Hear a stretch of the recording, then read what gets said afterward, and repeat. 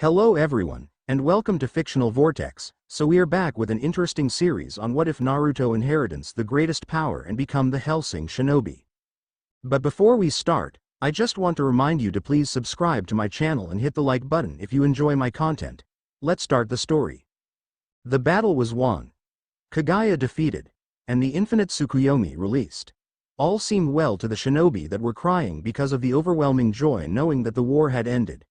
But before that, Naruto, Sasuke, Sakura along with Kakashi in the reanimated cage and the Ridoku Sennin or Super Sage Gramps were watching him in his final moments before returning to the land of the dead. Sage of Six Paths, please listen to my final wish before I shed my mortal coil once more and fall into the cold embrace of the Shinigami. Hagoromo raised an eyebrow and with a calm tone he asked the dying man. What is the wish of the one who almost reached the dreaded plan to enslave all of mankind in his foolish endeavor of so-called peace?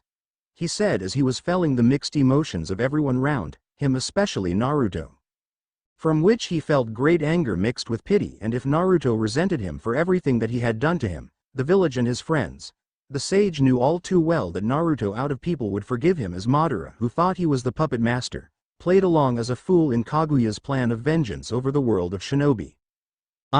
Began Madara to talk with a slight smile appearing on his figure. I wish to give Naruto all my power along with the eternal Sharingan. Every once there remained shocked along with the tailed beasts at Madara's request. Even the cold-hearted second Tsuchikage was perplexed by this. And Senju Hashirama along with Tobirama, Hiruzen and Minato thought that this is impossible, and in a choir with a shocked expression said, "What, was that the same Madara they battled against?"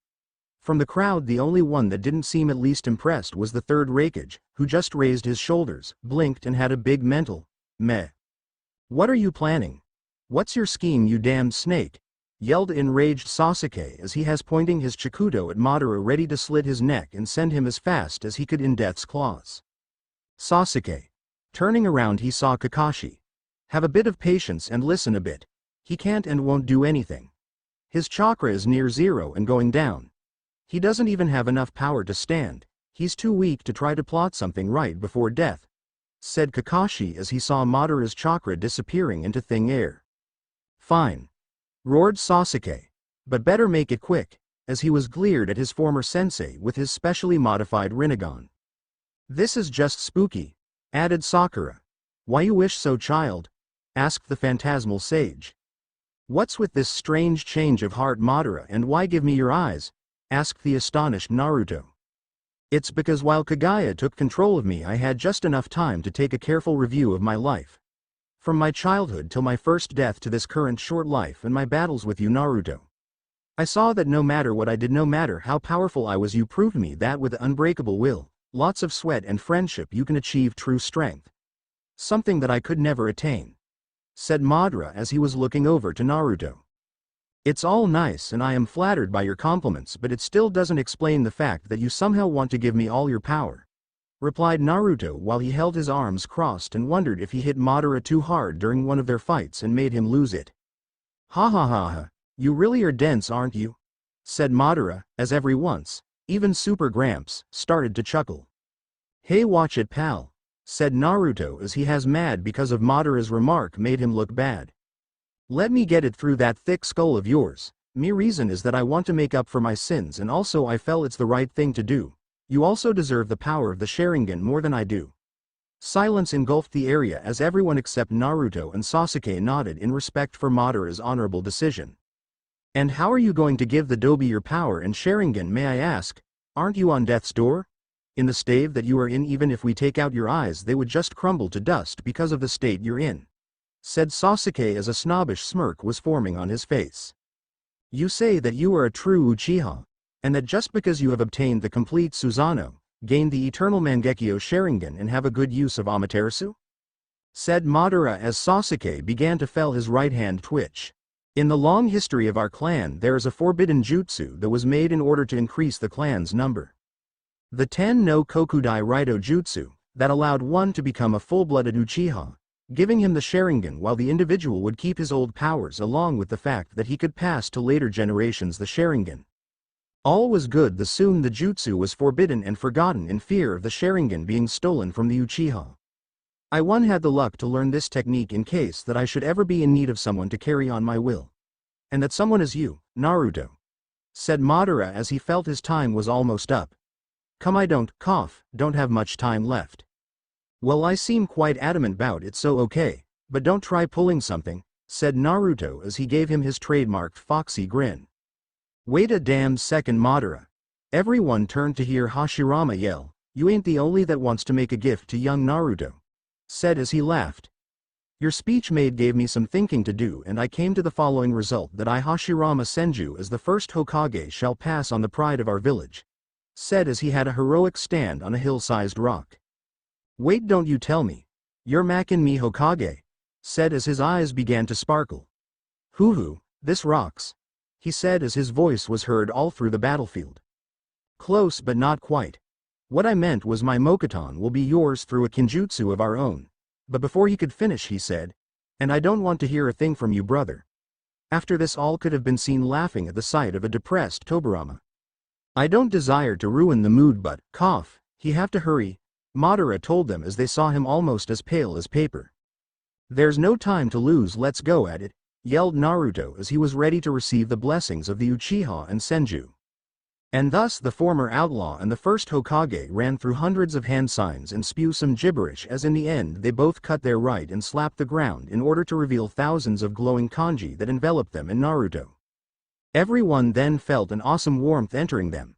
The only one that wasn't enjoying the sight was Sasuke, as he was boiling with anger and envy seeing as so much power was wasted, but he also was happy because now he had a worthy opponent to fight. After all, that dawn was breaking in, and thus the time of the former glorious cage was over, but right before that Naruto had emotional conversation with his father, even if it was short-lived. "Happy birthday, Naruto," said Minato as he was trying to hide his tears. "You've grown so much." "Yeah, thanks, Dad. I'll tell Kushina all about what a fine man you have become, son," he said as tears started to flow down his chin. "Don't worry, Dad," he said as he began to tell him about how much he ate, that he wasn't a picky eater and that he didn't eat only ramen as he stressed it out. Then he told him that he had showers and he bathed daily at a bathhouse. And in mentioned to him that he made lots of wonderful friends that made him into the man that he's today. Then came his least favorite part, talking about studies, but he quickly said that didn't get him down. Then his respect towards the third and Kakashi-sensei. He also told him that he had no trouble with the three taboos even if Jiraiya told him about them. In the end he told him about his dream to become like him, a Hokage that everyone would look up to. And with that all the cages smiled as they were slowly returning to the other realm. "I will make sure to tell all of that to Mom," he said before turning into as at the coming of daybreak. "What a wonderful child," said Super Gramps as he nodded in agreement to himself. After all that all the cages and Madara went to the other realm. "Well, kid, time for us to come back," said Kurama with a big grin on his face. "I'm happy that you say that, Kurama," he replied as he was sobbing with a big smile. "So how does the power of the Sharingan and Mokuton fell like Kit?" said Kurama. "It's how should it put strange, it fells in a way like your chakra, warm." "Nice one, Dobi, so now you're a part Uchiha and also you have Senju's power over wood," said Sasuke as an evil smile began to form on his face. "But now I think that I am going to take all that power for myself and even more." Naruto froze hearing the statement as he gulped in anticipation of what Sasuke may throw at him, and that something he felt isn't gonna be nice at all. After that mental note, Sasuke used him Rinnegan and casted a genjutsu on the tailed beasts that made it out of the 10 tails. "Why, you little," said Kurama as he used all of his might to try and squash the Uchiha into a bloody was in vain as Sasuke then yelled, "Shibaku Tensai."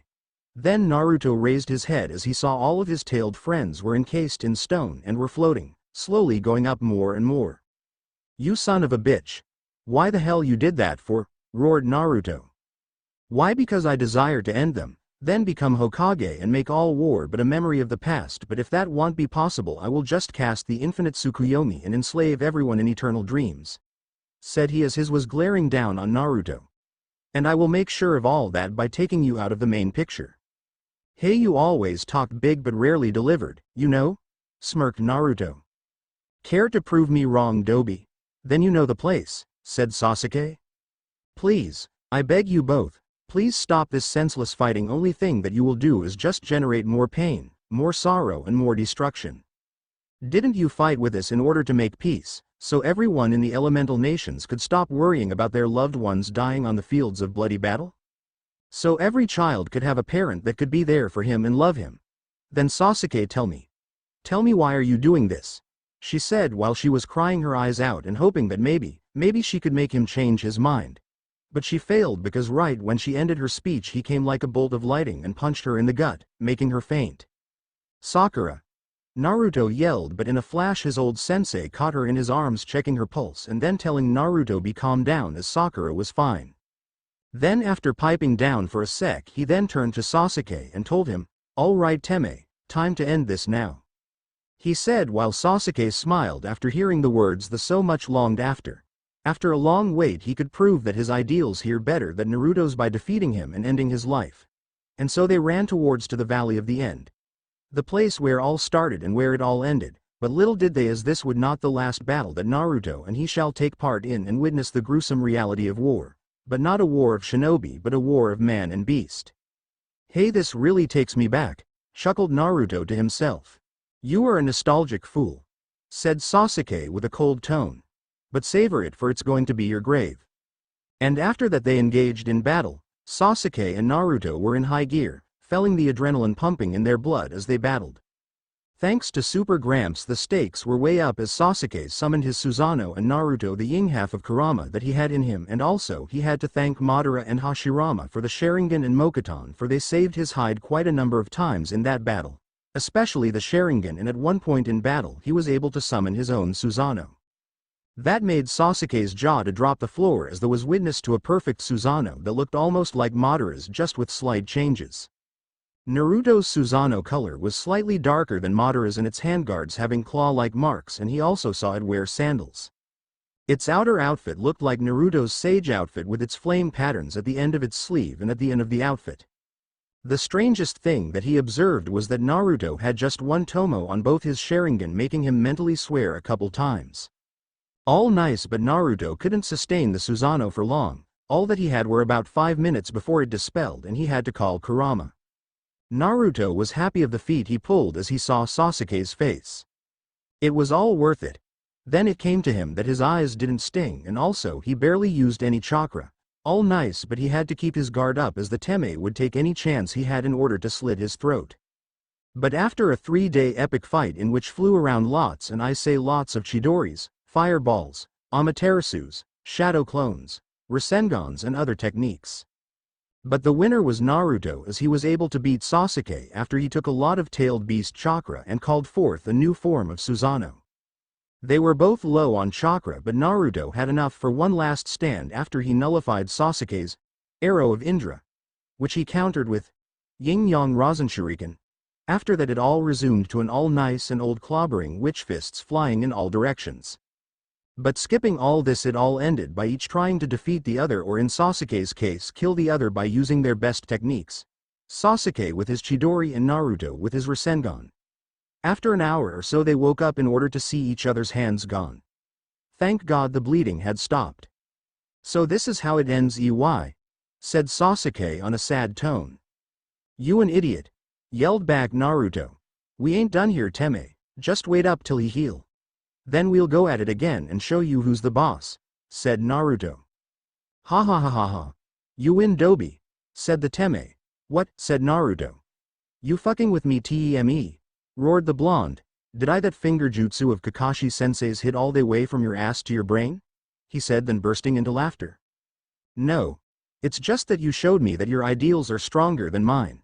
Listen, if I happen to die, transplant my left eye to yourself.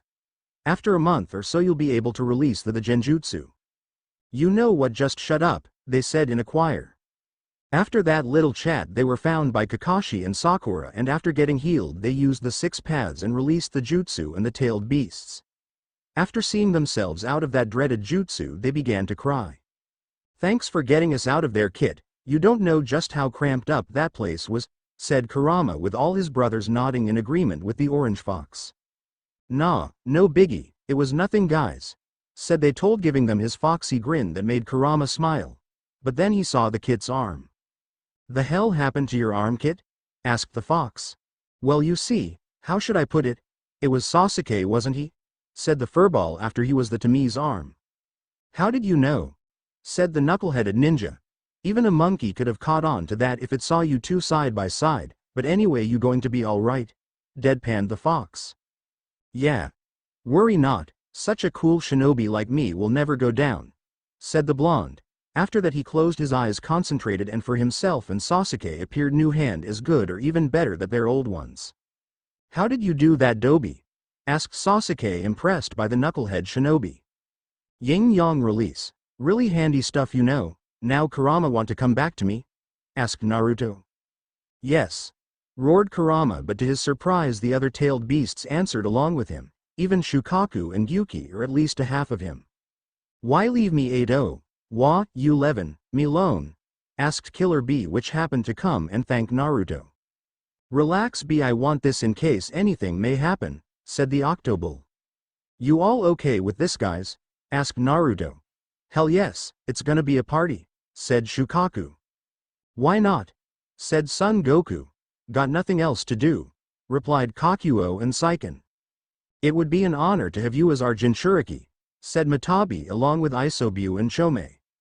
Well, guess it's settled then. K guys. Let's have all a great time as a big family, said Naruto while having one of the biggest possible smile.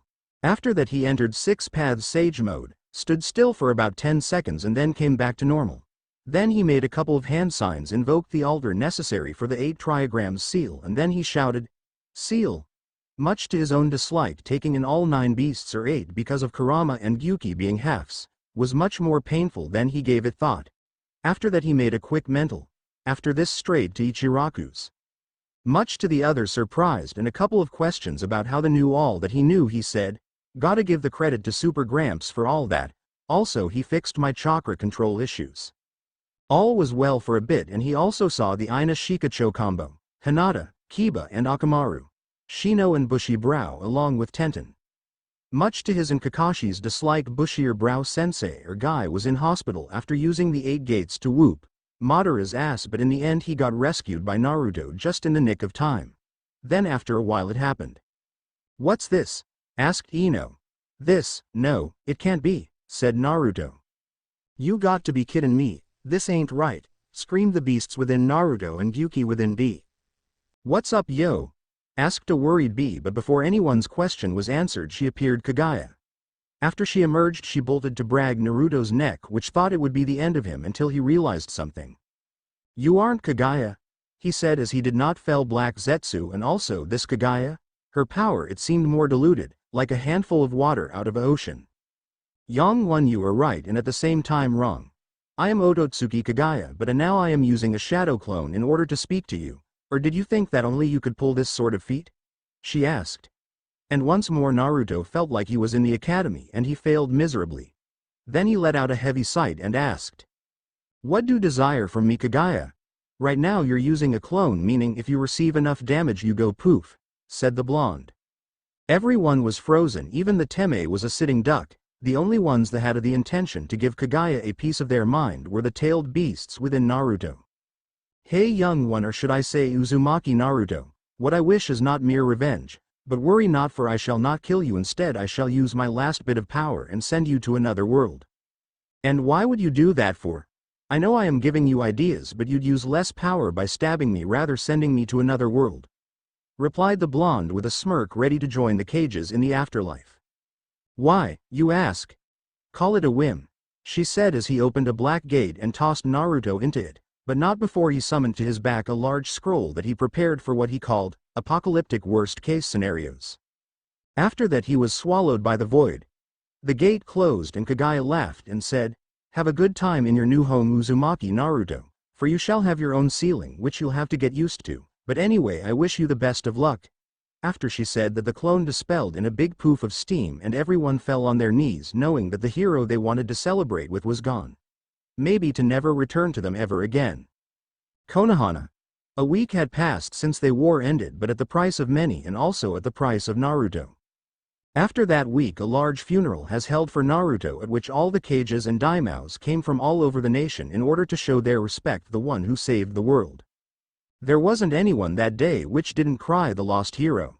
The greatest hit was taken by Hinata that knew that she would never see her loved one ever again. Then there was Sakura, Sai, Sasuke along with Kakashi, who were remembering all the good and bad times that the #1 hyperactive knucklehead ninja was with them, and by doing so they cursed their lack of power even against a crappy version of Kaguya. This happened to everyone that ever knew Naruto, and they all had the same thoughts. Why couldn't it been me? Or, if I was stronger? But all that had no sense. Feeling bad wouldn't bring Naruto back. Somewhere between dimensions, Kit, wake up, please, 5 more minutes, said Naruto as he yawned and fell asleep once more. 5 more minutes? Alrighty kid, I will give you one hell of 5 minutes, mumbled Kurama to himself, but the beasts gulped at the thought of what Kurama may plan for the poor boy. Wake the hell up, brat, shouted the fox, almost giving our poor hero a heart attack. What was that for, Kurama? You could have killed me, yelled the young shinobi. Sorry, it's just that you seem so relaxed while we are stuck in between dimensions, said the fox. Well, sorry Naruto, but here I have to agree with Kurama. Sight, I can't just sleep at a time like this. It's like giving death your life and letting it toy with you, said Gyuki. Okay. Alright, I got no sleeping on the job. Now then allow me to get us out of here, said Naruto with a smile. Just try not killing us in the process, okay kid, deadpanned the fox. Roger that, Captain Kurama, said with a serious tone the young blonde, which earned him some chuckles from all the beasts, Kurama included. After that Naruto entered his 6 paths mode and focused, ignoring all things except the universe through he searched for the nearest dimension. He had found it. Then he opened his eyes, revealing the Sharingan that he received from Madara, and then in a flash of yellow he entered the new world. Hope everyone back in the village is doing fine. Though Naruto. UK village of Cheddar, 5th of July. It was a beautiful night in which the only thing that made noise was made by the slight wind that was blowing. And there was a wonderful full moon, a full moon of the most beautiful tin of red that there was. Walking the country roads of that village was a tall man about 1.85 meters with short black silky hair. He was wearing a red coat, and underneath it he had a Victorian-like black silk jacket over a white shirt with a Victorian-styled tie, and for pants he had long black pants. In the end he had a big red hat with gray straps buttoned to it. Next to this he had a pair of glasses with red slim lens that allowed anyone to see his red eyes, and as for a strange touch he wore white gloves with stars on them and some writing. The man stopped for a second to admire the wonderful setting that he found himself within. Then he said, "How beautiful, in nights like this, it make me want to have a bite to drink." "Yes," he said as he was looking towards the moon. "I couldn't imagine a more perfect evening." UK outside of Cheddar, strategic tent. "Okay, can you please repeat yourself?" said a police officer. "Sir Integra Fairbrook Wingate's Hellsing, is it?" "Very well, I will start again. They're ghouls, and the village of Cheddar has become a den of ghouls," said Sir Integra. She was a tall woman with blonde hair and blue eyes, and also a beautiful visage. She wore a pair of glasses and sported out made of a light brown tone jacket and pants, along with a white tie with a cross of silver strapped to it, and under she had a shirt of the same color as the tie. And she also has made over the years quite the passion out of smoking, not as a hobby but more of stress reliving habit created to calm her. After a while she gave the gentleman that asked to repeat herself the basic info about ghouls, how they come into being and how to get rid of them nice and tidy. There is only one sketch about them. The ghouls are creatures created from dead men and women from which blood is drunk before or after death. In order to get rid of them their creator must be destroyed. And that creator, she said, is a vampire. At her statement the police officers froze, questioning everything that they knew. After that she gave the police officers and bureaucrats a slight resume on the role of the Hellsing organization in its history. Then that means that somewhere in Cheddar there is a vampire that controls the ghouls, a monster from the pits of hell. Send in all the troops you wish, all the men that you have under your command, they will end up dead or worse, become a vampire. At that statement all the ones in that tent excluding Sir Integra and her butler gulped in fear. Then asked on how to get rid of that demon, she told them about Hellsing's special agent. After that and some more questions everyone calmed and waiting for that agent to come and fix everything up. Back to Naruto. The blonde was feeling dizzy and could barely see straight. He never could have thought that traveling between worlds felt like being hit by a 200 miles per hour speeding Gamabunta. After a bit he came back to his senses only to find himself in a forest, in the power of night. It wasn't all that bad, he said to himself as the moon was shining over the land. The one thing that bothered him was the fact that the moon was shining with a red luster which gave the young sage a headache. "You all right, Naruto-san?" asked the innocent Matabi.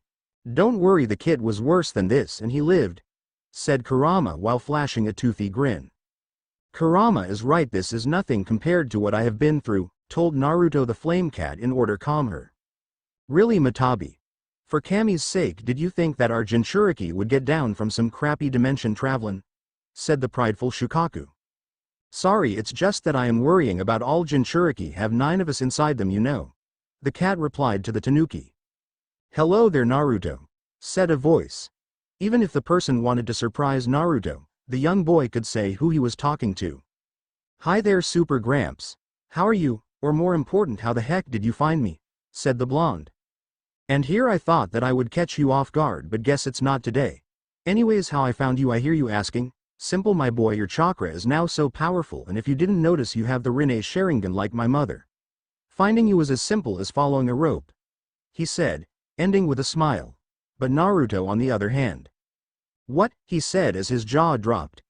In the next second he summoned a mirror only to see his oceanic blue eyes replaced with red Rinnegan-like eyes with 6 tomo. "What the hell happened to my eyes, Gramps? Is there a way to turn this off?"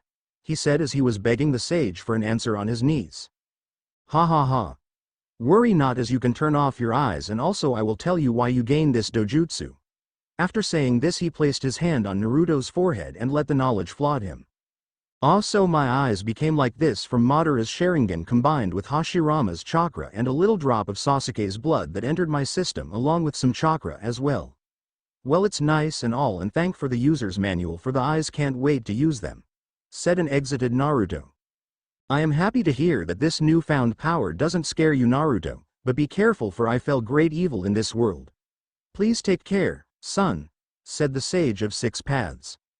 "Yeah, I felt it too, Gramps. But don't worry, I was able to make almost all the bad guys straighten up, so whatever challenge this world will throw at me, I shall take it on, headstrong, all the way, so I will never have regrets.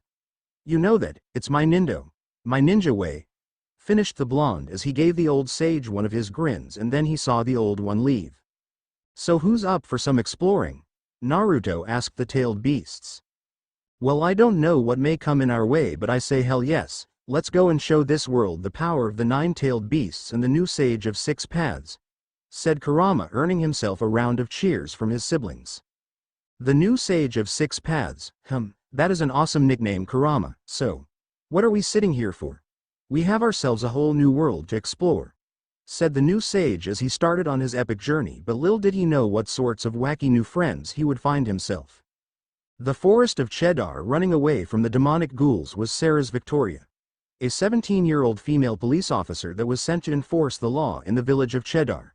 Currently she was running and shooting at those undead bastards that were trying to rip her apart. After a bit she got free from the grasps of death, but destiny had another thing in mind for her.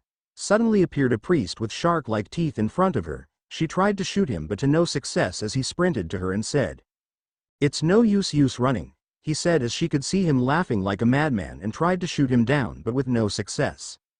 As he suddenly sprinted to her and immobilized her by grabbing her arm tightly, and when she finally shot him in the head as she was at point-blank range but with no result, as the priest stared at her and said, "What a waste to kill you here, but I can't allow a vampire with free will ruining around," he was saying as he grabbed her neck and said, "Then, first I am going to have some fun with you, then I am going to drink your blood, slowly, and make you join your friends in my army." After that she let out a terrified scream that made Naruto shiver as he felt the fear in Sarasa's scream, and he said, "Someone's in danger, I have to help," he said, but then he heard, "Okay kid, but be wary as there is a lot of darkness. I felt that here is something that would make even Madara turn around. Just be careful. You worry too much," ended. "I felt that and I even got the shivers, but there is someone in danger, and by the looks of it there's no chakra in this world, but something dark, ancient at work. But even with all that I must honor the legacy of Super Gramps, and I can't just sit around and do nothing as someone is ready to have a talk with the Shinigami. That would also stain my name as the son of the 4th Hokage, you know," said Naruto. "All right kid, let's do and save the day," deadpanned the fox. After this little chat, Naruto used his unhuman speed to head towards Sarah's and save her from certain death. He got there in 10 seconds only to see the blonde being held hostage as a red-coated man appeared before them. But little did he know that this very moment would change his life. The forest of Cheddar, Sarah's was sure that she would die, but before the priest could do anything he froze. And so did his goons. After a bit he saw a man wearing a reed coat, a big hat and slim lensed glasses. Then he asked, "Who the hell are you?" "Your death," said the red-coated one.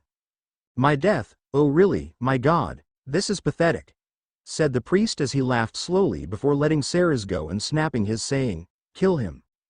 At the snap of his fingers the ghouls under his command pulled up dozens of guns and started to shoot at the man who came to Sarah's rescue. Strangely, the man was having an immense grin on his face as he got hundreds of bullets blasting away the flesh off him as he stood still, like was waiting for it to stop. Naruto and Sarah's watched in horror as the man was decapitated by what seems like little kunai that came out of the things that the undead demons held in their arms. In less than a minute the fire stopped as the red-coated one's body, or what was left of it, hit the floor. Then the priest came in like taking a walk to see what was left of the idiot that dared to call himself his death. "Is that the best you've got?" said the mad priest as he began to laugh so hard that it echoed through the night. The young Naruto was ready to uncloak his presence and jump into the rescue, but before he could do that, he felt it.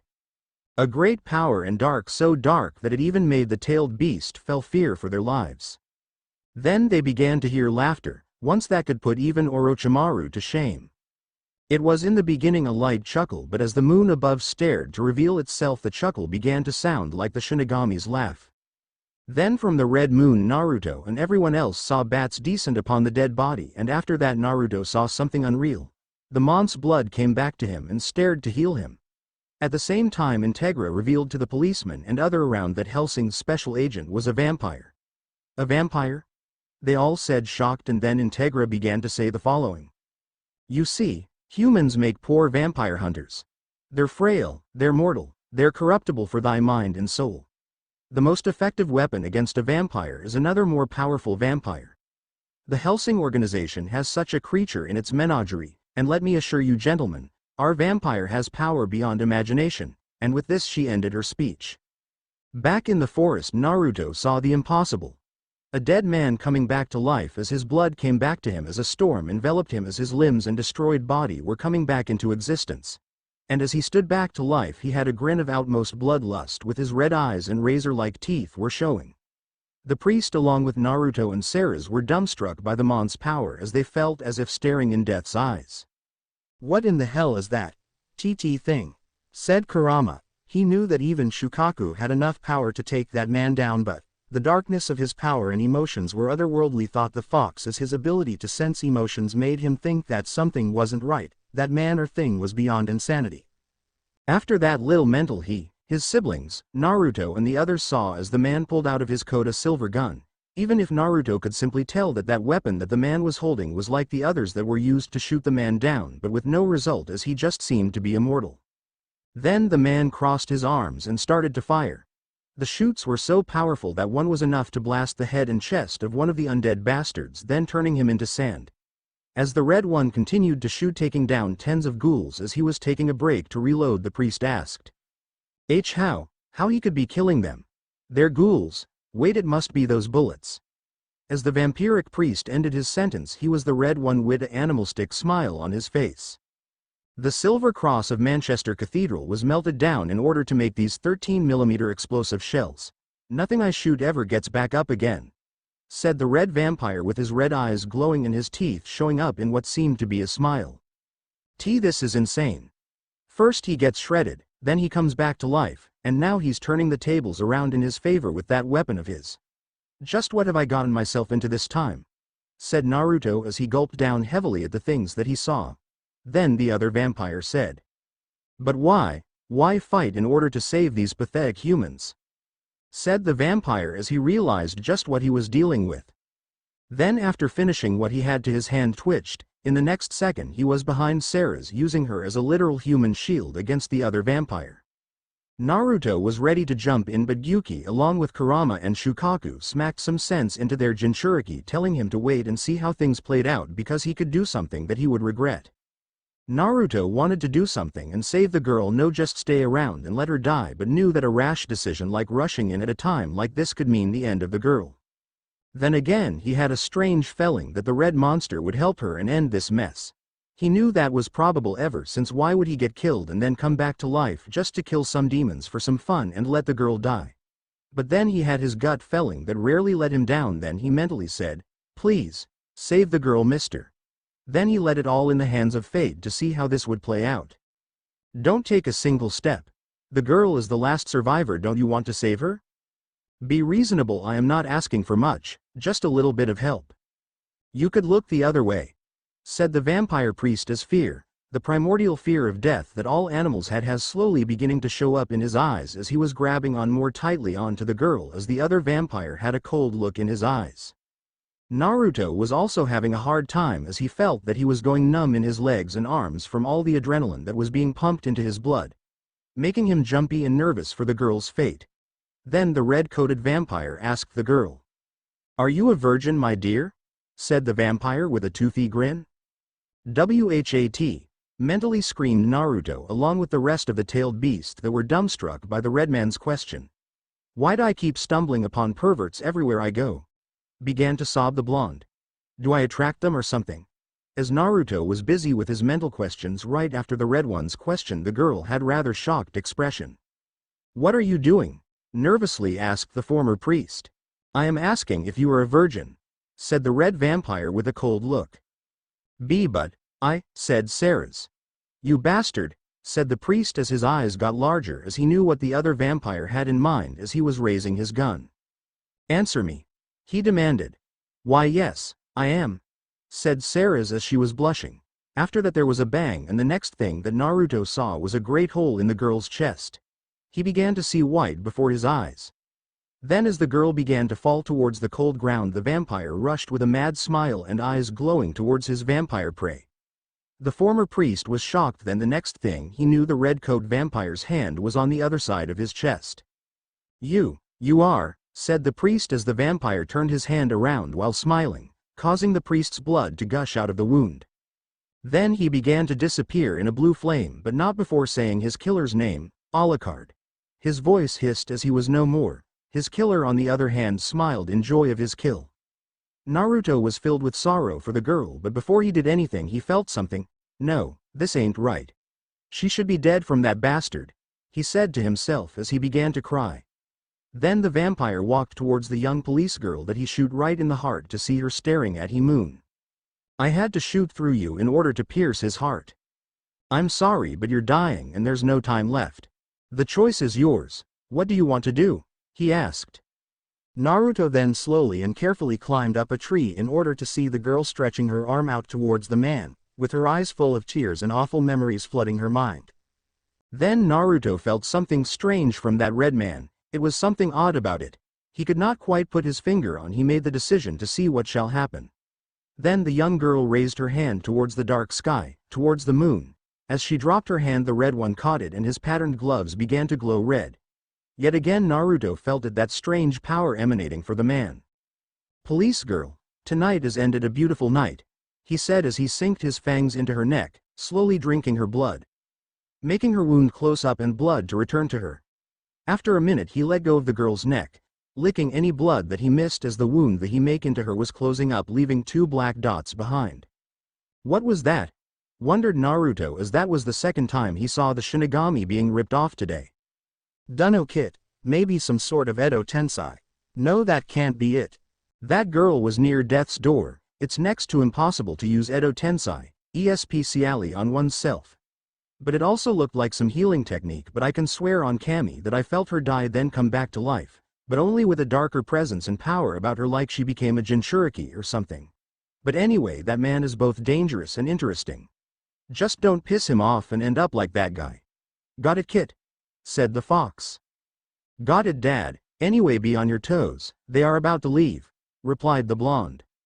Will he ever listen? Said the fox.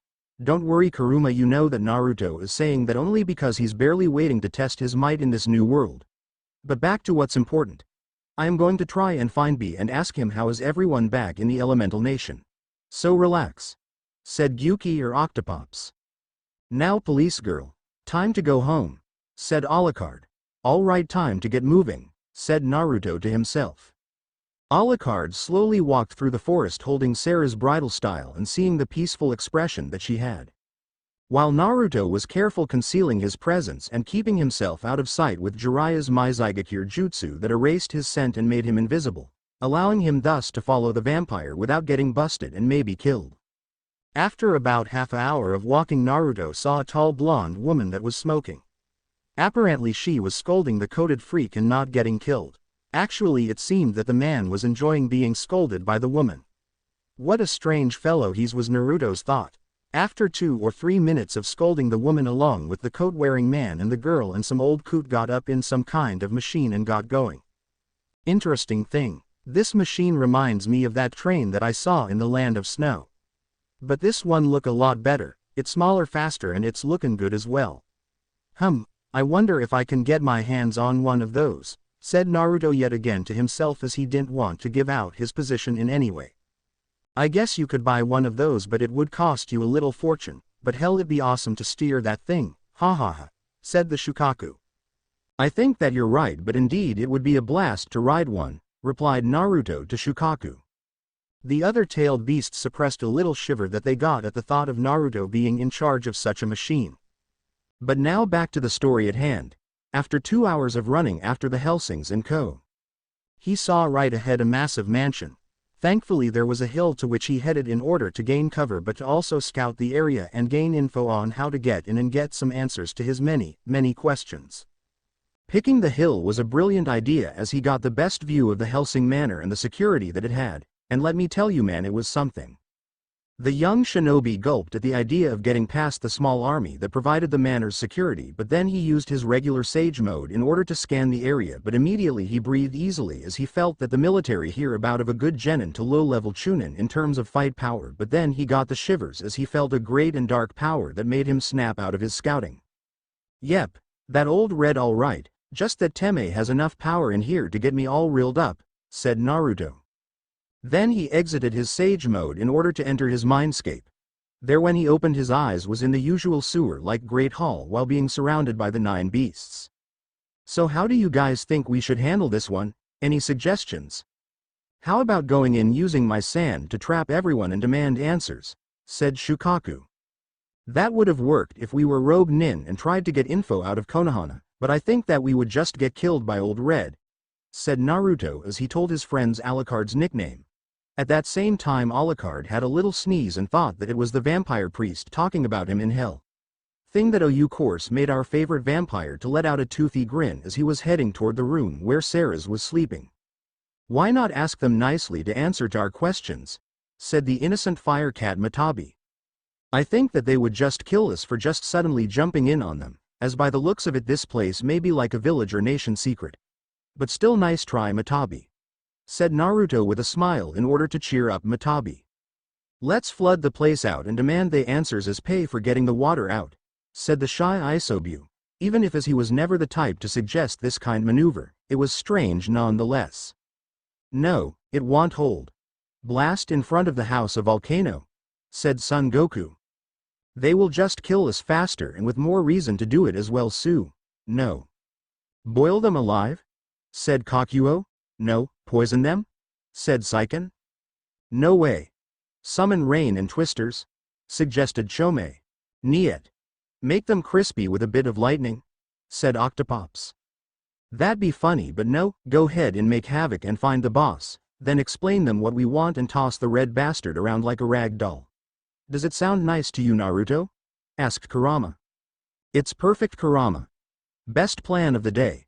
Began to cry in joy Naruto, causing the other tailed beasts to faint a bit, fact that made Kurama burst into laughter at the sight of a battle-ready Naruto and his dumbstruck siblings. Well, thanks for the suggestions, guys. Let's get ready to show them the power of the ultimate tag team, said the blonde with an inspiring tone that earned him some smiles and nods for his tailed companions. And thus Naruto exited his mindscape in order to begin Operation Breakthrough. Inside Hellsing Mansion, Integra was having a moment of peace for herself. Having to run the family business along with keeping Alucard on a short leash and now having to battle against the only enemy that Alucard couldn't just shoot. Paperwork. To be more precise, the paperwork needed to make Sarah's a part of Hellsing ever since she was now a vampire, along with budget requests for her gear and testimonies on how the bloody hell did a police officer end up becoming a vampire. In short, it was hell on earth. But thanks to her long train of experience from Alucard's little rampages, she was able to finish all the bloody paperwork in about half an hour. Now she was enjoying a cigar along with some tea made by her butler Walter C. Dornas. Walter was a tall man just a little shorter than Alucard, with a nice black hair that he kept in a ponytail and blue eyes and the habit of having a monocle. His attire was made up of gray slacks, a white shirt with a purple tie and a vest of the same color. His appearance could remind some of a nice docile grandpa, but oh boy, he was scary when he was pissed. "So Miss Hellsing, what do you think of our new addition to the staff?" asked Walter. "I don't know, to be honest, Walter. This is really strange, and especially for Alucard, but having a new vampire and one created by Alucard, I can say that we may have on our hands the next trump card of Hellsing," she said as was ready to drink her tea, but unfortunately there was a big explosion at the manor's gates that made her drop her tea, but she didn't get burned as it landed right next to her. Never minding the tea, she turned around to see a sphere-like ball of energy that blew up the front gates and to see in the distance someone rushing towards the front gates. Right then her phone rang. She immediately picked up and nonchalantly said, "The bloody hell is happening down there, damn it," she roared into the phone. "We apologize for this, Miss Hellsing, it took us by surprise," said sheepishly the commander of the Hellsing forces. "I don't want excuses. I want to know WHO the hell is attacking us," said roared again. In the front of the manor, Naruto was having some fun with the elite soldiers of Hellsing, finding himself in need to dodge bullets, grenades, smoke bombs and other kinds of weapons that the Hellsing force tried to use in order to kill the blonde, but to no result. The commander at Integra's order used his binoculars in order to see what they were dealing with, and he remained baffled by the enemy's look. "Miss Hellsing, you aren't going to believe it, but. "No more buts, Commander. Tell me, who are we fighting against?" It's a boy," said the commander. "What?" yelled Integra at the thought of having a single boy destroying the Hellsing armed forces. "It must be a vampire. One may be as strong as Alucard in order to pull this kind of feat." "Commander, proceed with the anti-vampire battle tactics," said Integra. "Beep, beep, Commander?" asked Integra, but before she could say anything she heard it. The sound of nothingness. That could mean only one thing: the Hellsing armed force was down. "Damn it, by a mere boy. How is this even possible?" she roared. Naruto, on the other hand, had some fun, but I was short-lived. The bullets were fun to dodge as they were really fast, but was able to see them in slow motion thanks to his training. The grenades were just a glorified version of the explosive tags, and the soldiers outright pathetic. He thought that he'd have more fun than this, but his expectations were crushed. And we were think that we would make it half dead. How boring, even your little friend Konohamaru could have done better than these sorry excuses for a soldier," said Kurama. "Well, I kind of cheated by using the shadow clone jutsu, and we used up a tailed beast bomb, even if it was the super mini one," cited the blonde. "Now let's wrap this up and get our answers." "But how are you going to find the boss of this place?" said Shukaku. "Sage mode, the solution of all problems. Why did I even bother to ask?" cited the Sand Tanuki. "Because you get exited and tend to forget things," answered Sun. Then Naruto went into sage mode and concentrated on the woman's aura that he got a felv in the woods. Then he got a direct pinpoint and said, "This was easier than I thought." Then, after walking around the mansion for a bit and after dodging all the traps in his way, he finally found himself into a long corridor that led to massive wooden door. "Walter, go and try to stop that bloody thing, or at least stall it until Alucard decides to come," said a concerned Integra. "I shall do my best in stopping this foe," said the butler as he bowed and strapped on his black gloves that next to stylish came in with 5-meter or longer deadly wires. "But I cannot guarantee its safety," he finished with a smile on his wrinkled face. Naruto saw the old man exit the door and felt that he was no ordinary grandpa. As fighting power, he felt that he almost stared at Sarutobi Gigi. So, wanting not to end his life and also get what he wanted, he did the following. "Hello there, mister. Sorry for the mess downstairs, but I wanted to have a little talk with your boss about some matters that interest me," he said, smirking. "Oh really, you damned demon, and why should I believe that you just want to talk as you suggest, asked the butler with the utmost pissed look on his face. If it makes you feel better, I will let you strap those wires that you're so proud of around me, and if I try anything funny it's your call, Gramps. How did you know that? Never mind, fine. Just you wait here until I set up some tea, alright? No problem with me, but just make it quick, alright? After this the butler slowly came to his master's office, shocked and wondering just how did that young man see his wires. Usually it was when it was all over, but he seemed to notice them ever since he went to see just was the attacker. What are you doing in here, Walter? Asked Integra with a vein seeming to be ready to pop on her forehead, while giving him a stern and annoyed look. Well, Miss Hellsing, it looks that our attacker desires to have a talk with you about something. And right now he in the hall waiting for me to set up tea, he said sheepishly, smiling while wiping off the beads of sweat that formed on his head. He wants to talk. After he blew up the front gate and made all my staff seems like some bloody babies? Fine, whatever, just made the damn tea already. 5 minutes. Walter opened the door and made a sign for Naruto to come in. When Integra saw him she couldn't believe her eyes. Right before her stood a young man, about 17 or 18, with a slim build and sun-kissed blonde, spiky blonde hair and eyes of the most beautiful shade of blue and 3 whisker-like marks on each cheek. As for his attire, he had a headband with some symbol on it, a bright orange jumpsuit with black pants and a large scroll strapped on. His was not what he had in mind, this boy. She had in mind someone with a lot of scars and a more muscular build, but now wasn't the time to argue with looks but facts, and what this wanted that he came out of nowhere and almost took down all of Hellsing in less than a night nonetheless. Welcome to the Hellsing organization. I am Sir Integra Fairbrook Wingates Hellsing, the head of this organization, and you boy. What's your name? Asked the prideful head of Hellsing. Nice to meet you. I am Naruto Uzumaki, Shinobi of the Konohana and the new sage of 6 paths, he said while giving his trademark fox-like grin. Naruto was impressed at how strong Integra looked, just like a cage, and also he admired at how nice she looked with the nice face, blue eyes and blonde hair. Shinobi? Konohana? Sage of 6 paths? You mean that you aren't a vampire? Asked the perplexed Integra. Yes, I am a shinobi, or you may call our kind ninja. As for how I got in here, I will get to that later. Why I am here talking to you? I want to know what's your connection to the red-coated man and just what he did to that young girl that he brought here. Asked with an honest tone and worry in both speech and eyes. As for Integra, let's just say that a lot of old-fashioned English curses ran in her mind, as Alucard not only brought back with him a new vampire but also a powerful troublemaker that was apparently a ninja. So you want to know about Alucard and what he did to the girl, am I correct? Yes. I do. Replied the ninja. Naruto was astonished. So vampires are a thing here, huh? Neat, said Naruto to himself. Just be careful not to lose your chastity kit, said Kurama as he was laughing his tails off. Zip it for ball, said back Naruto as he was blushing. Thank you for your answers, Miss Hellsing, and also you can call me Naruto, no need to be formal. Very well. Told you what you wanted to know, now time to do the same for us. Tell us everything about from where you came from to your past, friends, skills and powers. Pretty please, said Integra with a smile all over her face. I knew that it would resume to this, sighed Naruto. All right, I am going to tell you about everything that you want to know. Are you sure, Kit?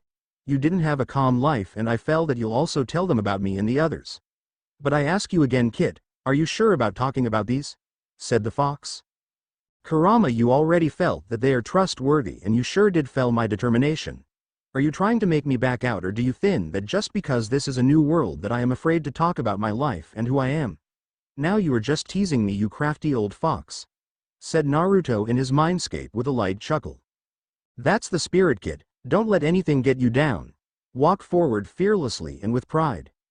Now then, allow me to tell you the tale of a gutsy shinobi, said Naruto as he began to tell Integra, Walter and Alucard, who was eavesdropping on his tale. In the beginning he told them about the raid on Konohana made by Madara, who was controlling the 9-tailed fox, or Kurama, after about how he was looked at by the villagers in his childhood. After that he began telling about the academy and his poor result, and how later he made a friend or father in Iruka and how he saved him, and he saved Iruka from getting killed by Mizuki, who told him that if he brought the scroll of sealing to him so he'd allow him to graduate. He loved it when he said how he wiped the floor with the bastard using the shadow clone jutsu, and how Iruka gave him his headband, making him thus a genin, and how he ended up with Sakura who he had a crush on and the Teme and their lazy sensei Kakashi and the bell training. At the moment he remembered he felt the marks of Kakashi's finger just so. Then off to the adventures in the land of waves along with the training he received and the bonds he made. The parts about Zabuza and Haku left Integra and company in awe as they heard how a 12-year-old took on an elite shinobi that was a special assassin as well and his companion. Then the training with Jiraiya on summoning technique, the Chunin exam and the battle against Gaara and Orochimaru. After hearing what type of man Orochimaru was, Integra thought that he'd get along wonderfully with Alucard when not trying to steal his body. Then finally we went through the new Team 7 to the Gaara rescue to the Sage training and the fight with Pain and how he met his father, and how he made Nagato sacrifice himself in order to revive all those that he killed with his heavenly outer path. Samsara of life. Then he told them the Gokage events and finally all the 4th Shinobi War, the meeting with Super Gramps, his fight with the Teme and how he got stuck in their world. That's quite a lot that you have been through, Naruto, said Integra, shocked at what she heard. The kid's life was a living hell and all that because he held in check a demon. Hell, she does that with Alucard, but she never had the boy's life. She admired his bravery and the will to become someone acknowledged, thing that he did by following one dream. To become Hokage. Then they heard a slow clap coming from somewhere, but they didn't need to ask who it was, they already knew too well. Ha ha ha ha, what a magnificent story, Naruto, from the demon brat to the saver of the village, but at what price? The loss of your loved ones gave you the power to march forward and the memories of the good past that you barely had gave you strength when needed. You pressed forward even when people told you that there was no hope for you to grow stronger, but you showed them wrong and thus you became the strongest. You impress me to no end, boy, said Alucard with a smile on his face. Thank you, Alucard, right? That's the name that my master calls me by, but I have many other. Anyway, I want to ask of a favor. How can I help? I'd love to meet the tailed beasts they lay within you, said the vampire. Well, as long as you don't do anything weird is all right, Miss Hellsing and Walter C. Dornas, but you can call me Walter, said the Hellsing butler. Want to come along? Asked the blonde shinobi. Why not? I am curious to see these demons that were tamed by your world, led Integra. You mad kid? Yelled the fox. Relax, Kurama. You know that only me and you and the others have a word to say in my mindscape, and also why hide you guys away from them? After all I told them about you, so there is no logic to keep you hidden. Plus you can try and scare them if you want, replied Naruto. On second thought you may be right, kid. All right, now grab my hands and close your eyes, said the blonde as Integra. Walter and Alucard followed and grabbed his hands and their own in order to make sure it worked and closed their eyes. The next thing they knew was that they found themselves in a sewer. So this is the boy's mindscape. The mental strain that he went through may have been worse than he let on at first sight, said Integra as she felt pity for the boy. Quite the disturbing picture, ended Miss Hellsing, added Walter. It doesn't matter now, let's find the boy, said Alucard with a faint smile. No need to search, I'm right here, guys, said the blonde. But how did you find us? Asked the curious Alucard. This is my mindscape after all, it wasn't that hard, said the blonde with a chuckle. Now follow me, as he said that Naruto led them to a great chamber where there sat 9 skyscraper-tall beasts. At the sight of a jaw-dropped Integra at the sight of his tailed beast made Naruto want to laugh, but he held it as he knew that a pissed Integra wasn't a good choice. Hello there, Hellsing. My name is Kurama, or the 9-tailed fox, nice to meet you. Hi there, I am Gyuki the 8 tails. Glad to meet you, I'm Chome the 7 tails. Sup. I am Saiken the 6 tails. Kakuo here, nice to meet you, I am the 5 tails. Son Goku, the 4 tails at your service. Hi, my name is Isobu, I am the 3 tails. Glad to know you, Miss Hellsing, I am Matabi, the 2 tails. And the best to the last, hi there you 3 down there, I am Shukaku of the sand, and by the order of numbers I am the 1 tail. Amazing, right? Asked Naruto. Yes it is, boy, I am truly grateful for allowing me to see such mighty fellow monsters and feel their power up close, smiled Alucard. Well, time to go, said the blonde as he and the others were back on the real world. Then Integra stood up and said, Naruto Uzumaki, I hereby ask in the name of Hellsing that you may please lend us your power and the power of your tailed beasts. said Integra, as she knew that it was foolish but she still gave it a shoot. First of all, Kurama and the others aren't some kind of enemies, they are my friends, or you could say brothers. But I do want to join you, as I felt that what this organization is for the good of the people. I shall fight with Hellsing for the happiness of all man, so they won't ever feel the pain and sorrow of loss, said the shinobi as he once more gave one of his fox grins. Thank you, Naruto.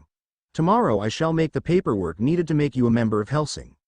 But before that I ask of you to show us tomorrow all the skill that you possess, and also he will need to get you some guns and some new clothes, she said as she was staring at Naruto's ripped up jumpsuit. Okay. Tomorrow it is. So can I get some food and a bed? Of course, sir, said Walter. Just call me Naruto, K. Now then, CYA tomorrow, he said, but before closing the door he said. And don't even think that I will wear one of those military get-ups. I will give you a rough sketches on what I will wear, K. God damn it, he didn't forget. Oh well, some custom-made clothes aren't much so fine, she said to herself. Looks like we got ourselves 2 new trump cards instead of 1, wouldn't you say so, Integra? Asked the vampire, visibly smiling and barely waiting to see what the young shinobi was capable of doing. Yes, we did Alucard, and 2 very powerful ones as well. 6th of July, Hellsing Manor. After having a good dinner at the Hellsing Manor, our blonde hero went to sleep in order to replenish his strength. Walter had quite the hard time keeping up with the food ever since the boy, despite his slim build, could really pack his food. Never did the Hellsing butler cook so much in his entire life. That boy had what seemed like a bottomless instead of a stomach. But after an hour or so the blonde was patting his stomach and thanking for the meal. So Walter, can you show me where my room is, please? No problem, Naruto.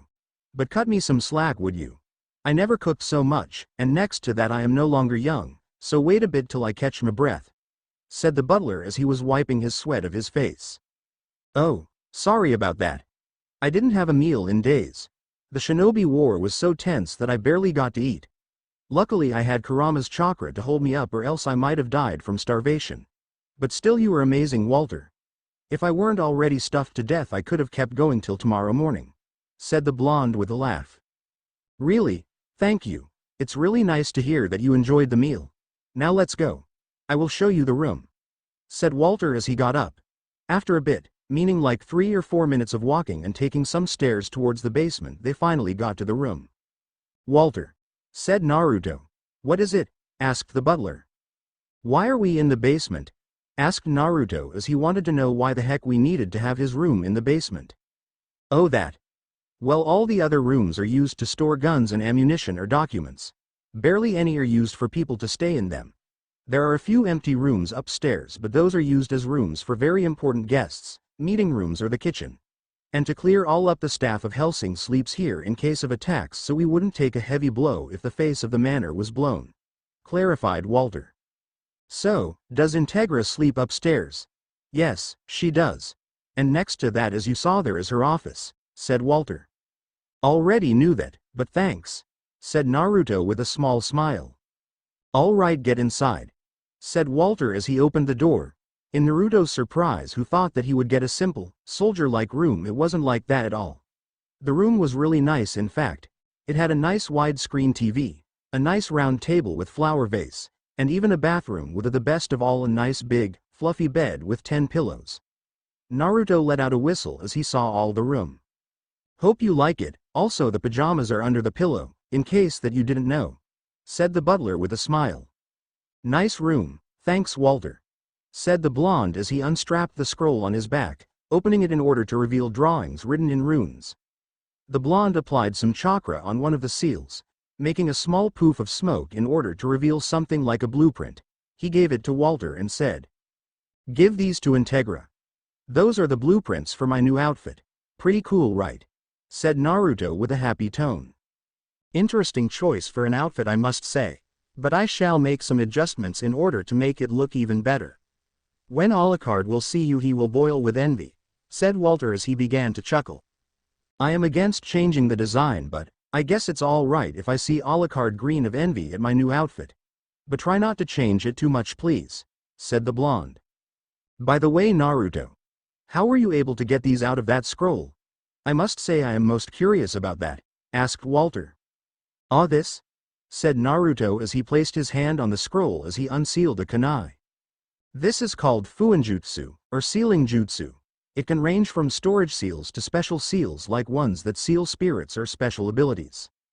In any case, there are a lot of different types of sealing techniques, but the storage one as you see here is the most common. And if you were wondering, seals can be written on almost anything. Scrolls like you see with this big guy, stones, water, trees, you name it, heck even on humans and spirits. And as for what they are written with, it depends on the technique, but most commonly they are written in ink or blood. Well now if you excuse me, I got to sleep. And can you make me some ramen for breakfast?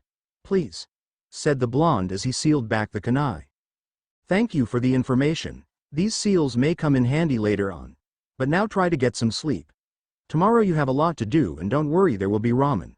Good night, said Walter as he left the room. What a nice guy, and great cook as well, said the blonde. Gotta say, Kit, this day worked better than I thought. But somehow instead of escaping war we just jumped from one to another. Just our luck, said Kurama with disappointment in his tone. Well, we could have drawn the short straw and end up in some world where people battled against monsters our size. We should be thankful that we got here in the first place, and also got a job at the same time, said Sun. Meanwhile, in another dimension, a man with short brown hair and round glasses was having a series of unrelenting sneezes as his son was doing battle in some sort of biomech. Well, guess you're right, son. We could have had worse than this, nodded the fox in agreement. Now is not the time to talk but to sleep. I am dead tired and I don't want to hear you guys out of all people whining. Good night, said Naruto as he fell like a corpse on the comfy bed as he instantaneously fell asleep. Damn, he fell faster than Gaara on the days in which I let him sleep without threatening him that I will eat his soul or murder everyone in the village, remarked Shukaku. He at least deserves a good night's sleep after all that he went through, said Kakuo. Guess a good night then, said Chome. As Walter left Naruto to get his rest, he quickly came to the room where Ceres was sleeping. In the room, next to Ceres was Alucard sitting on an old chair waiting for his little police girl to wake up. Meanwhile, Ceres found herself in a strange dream. Where am I? Asked the police girl as she was looking around, trying to find something in what seemed a white void. Then suddenly the ground beneath her exploded, revealing hordes of ghouls that screamed in a choir. It's a police girl. Then the background changed into a Naruto Maki 1 as she was running from the ghouls. Then she finally ran into Alucard, who had behind him a full moon. Her eyes widened and then Alucard asked, Tell me, police girl, how does it feel to be a dead? Said the vampire with a smirk. Then Ceres looked down so she could see her chest, with a large hole in it. Then the vampire said, But remember, you chose to walk the path of the Draculina, said Alucard as he got closer to Ceres with a toothy smile. Then he bit her, suddenly waking her up. Poor Ceres had the nightmare of her lifetime, but never minding that she looked around finding herself in a nice room. Nothing like had Naruto had, but still nice. Then remembering that she had been shot, she raised up the top of the pajama and saw that her chest was fine. She breathed easily. But then she saw Alucard with a big shit-eating grin on his face. Then she let out a scream but calmed soon after. The vampire stood up, tightened up his tie and said, Tell me, police girl, how does it feel now that you are a vampire? Asked Alucard. Then Ceres got out of her nightgown a mirror, looked a bit, and then she saw her sharp canines while a ding sound could be heard, and after, her scream, of course. You are too loud, police girl. I don't care that you are a vampire, you are still English, have some manners, said Integra as she was smiling and smoking at the same time, with Walter after young vampire sighed as her head fell on her knees. So, I am a vampire. Sorry, but where am I? Asked Ceres. This is our HQ. We are called the Hellsing organization. We are the monsters that protect England from the other monsters. And as for your condition, you will be working with us. Paused Integra as Walter handed Ceres her outfit. Along with your good friend, finished Integra. What good friend? Asked the puzzled Ceres. Allow me to explain, young one. When that priest caught you, at that time someone expect Alucard heard you scream. He would have jumped to the rescue, but he feared that if he rushed in recklessly you might get killed, so he decided to sit out and let Alucard take on that madman. But don't worry, you will see him tomorrow and have a nice long chat. But for now we got other things on our hands. We have received a report about a string of vampire attacks. Go and kill the vampires," said Integra with imperative tone. Before heading out, Ceres got on her outfit and a heavy caliber rifle. While she was following her master towards the helicopter that would get them at the site of the operation, she was wondering, asking herself who could the person that followed she and her master all the way from Cheddar. "Don't worry, police girl. You'll be pleased to see what an interesting man is the one who cared what happened to you. But now focus, we got a mission at hand," said Alucard while having a smile full of delight. Then they took off into the sky. After an hour or so they arrived at the site of their new mission. Unknown location UK. Inside a house just as you would enter, the sight of slaughter could have made you scream. There laid a whole family ripped to shreds, not even the children escaped the claws of death. The house was ravished, the walls full of blood, and in the living room 2 vampires, a man and woman, painting the wall with the blood of the family, writing messages against God, and making an upside-down cross in the middle of all. After they finished, this is what one of the 2 said. "So both of us will have eternal life," said the man. "Invincible vampires, forever," said the woman, as the 2 were hugging each other. While the man was holding in his right, blood-stained hand a Uzi. Then, the doorbell rang. The male vampire went to check the door. He stood a little and then he found himself being shot countless times by Alucard, as he rocketed towards the floor, with screams full of pain. After hitting the ground, the door broke from all the shoots that went through it, only to revealing Alucard, who had the moonlight shine behind him.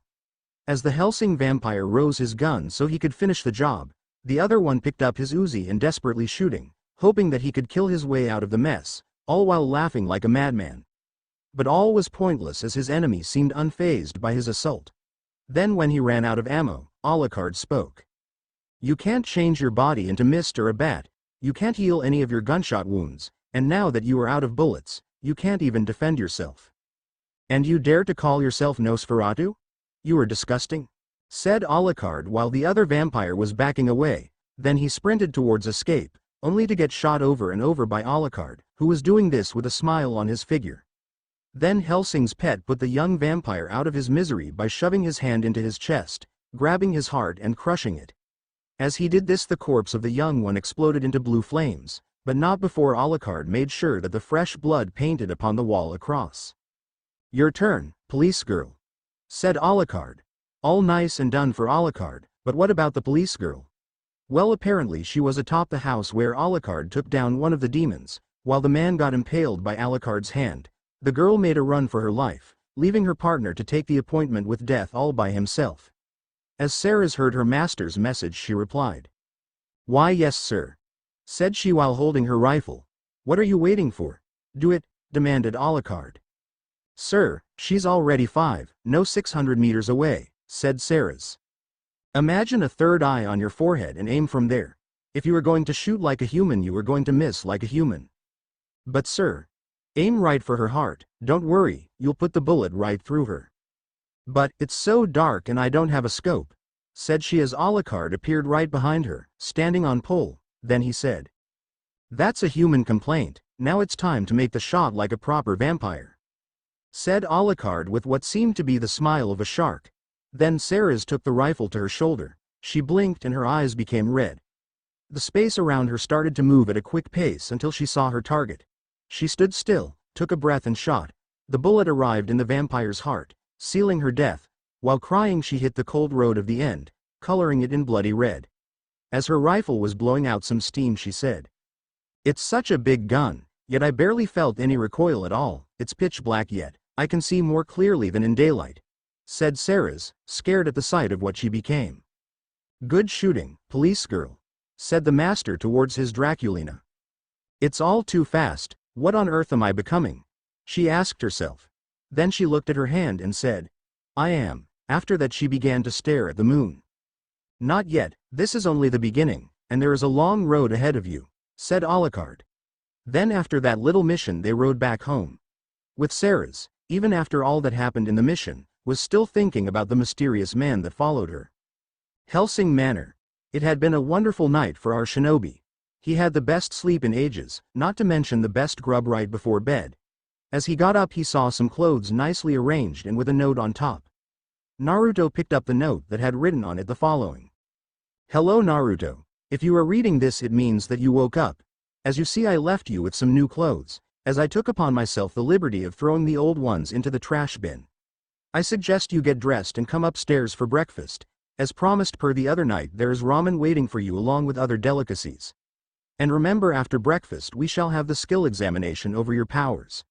Hope that you fell good and please hurry up. Dearest Walter. Wait, I left my clothes here the other night, and how did he get into my room?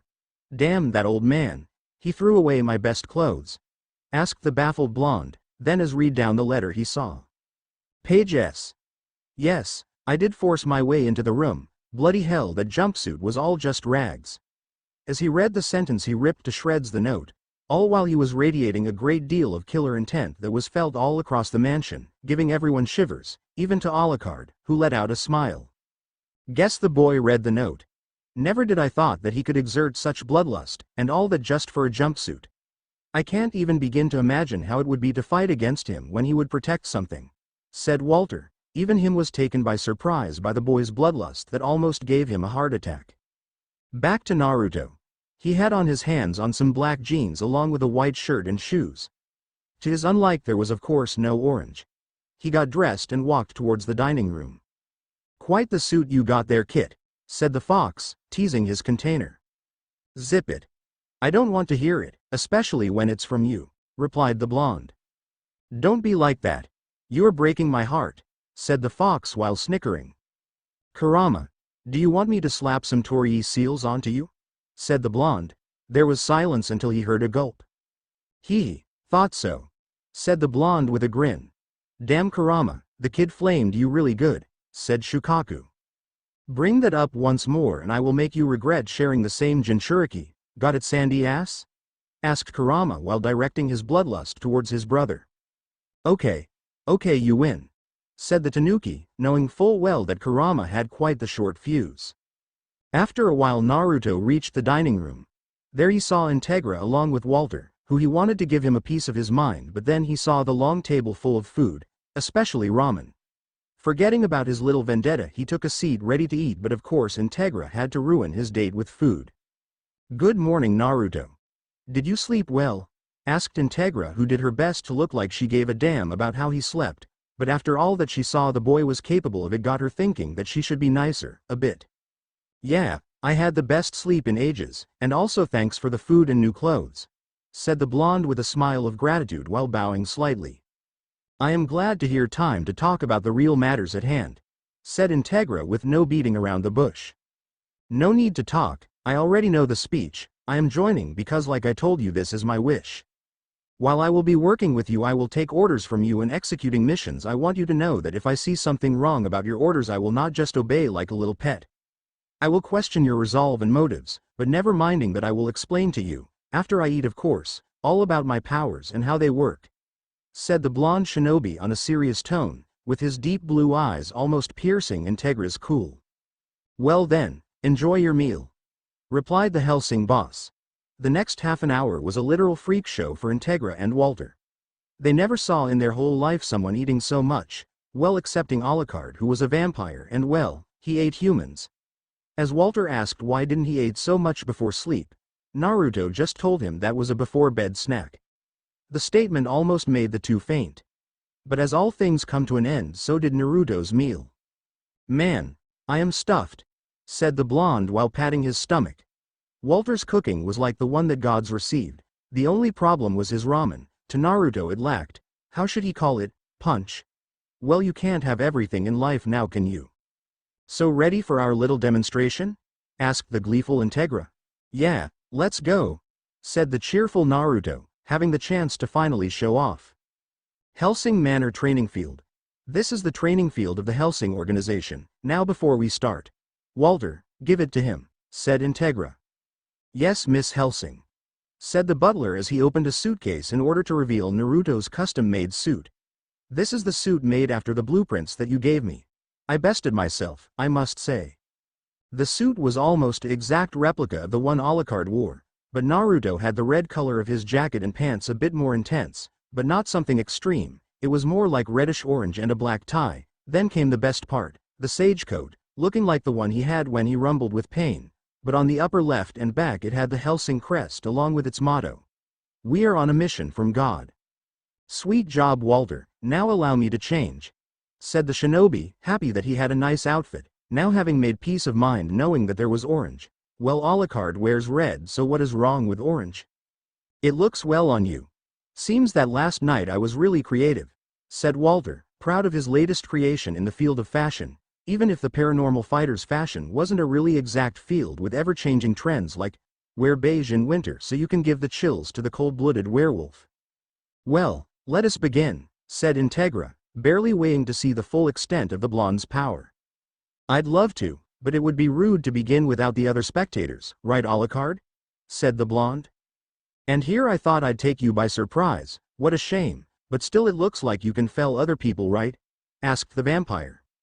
"More like they're fellings, and let me tell you, I could sense you from a mile away," smirked the blonde, but then turned his attention onto a blonde girl with a spiky ponytail and sapphire blue eyes. "Hi there, my name is Naruto, Naruto Uzumaki. What about you, miss?" asked Naruto. Hello there, my name is Sarah's Victoria. Pleased to meet you, Mr. Uzumaki. And also sorry if I made you worry too much about me," said the police girl while blushing. And why wouldn't she? Naruto was really a piece of eye candy. Blonde spiky sun-kissed hair, ocean blue eyes and those whiskers on his cheeks and the lean muscular build. She was really felling that she found a real cutie, and at the same time someone that she felt like she could talk, even if she didn't know why. "Aren't you scared of me?" Sarah's asked the blonde while pointing to herself with her right index finger. "Why should I be scared of such a beautiful and nice miss like yourself, Sarah's?" said Naruto while he himself found Sarah's interesting. She had a wonderful face, and those little fangs made her look like a cute little bat, and also she had quite the build and also her breasts were as big if not even bigger than Tsunade's. "No, Naruto, bad thoughts. Why did I train with pervy sage? It looks like his perviness got to damn it," said the blonde shinobi as he blushed, while looking at Sarah's. Happily the felling was mutual. "Ah, young love, so pure and innocent," said Walter in his mind while wearing a smile on his face. "Nice of you, Alucard, to show up, but let us begin," Integra said in a tone that sounded like, "Start the fuck already." "All right. Before I start I must give you the summary about chakra and its abilities," said Naruto. "Chakra? Yes, you did mention that when you told us about your past. Please continue, I am very interested in what this chakra is," said Alucard. "Okay. Listen, chakra is like a shinobi's life energy. Chakra is the mold of physical and spiritual energy that flows in the body via the chakra network. Important tip, if a shinobi hits absolute zero chakra, then he or she shall die. Now the physical energy represents the energy collected from every single cell in the body, while spiritual energy is derived from one's mind or spirit. Both of these can be increased through training, exercise, study, meditation and experience, sometimes even via stimulus, but that is not recommended as it can take a heavy toll on the body. In other words, you can train to have greater stamina and it would also result in a more powerful chakra. As how it is used. First of all, the chakra is released from 361 nodes called tenkutsu or chakra points. As how to summon it, there are 12 hand seals that a shinobi can use, with additional ones for special techniques, but some techniques don't require these, so don't worry. The hand seals are, as Naruto began to show them: monkey, dragon, rat, bird, snake, ox, horse, tiger, dog, boar, ram, hare. By combining these hand seals you can obtain almost infinite number of techniques. As for the techniques themselves are called jutsu. There are 3 types of jutsu. Taijutsu or hand-to-hand combat that need no hand seal most of the times. Genjutsu or illusion techniques that need a good chakra control as it allows one to attack one of the 5 senses and thus manipulate the chakra flow and induce all kinds of illusions. Then finally there is ninjutsu, which include all techniques that range from being able to breathe fire, making a water dragon, creating whole forests, sealing things up down to summoning toads and calling a meteor on a mere whim and much more. I give you my word.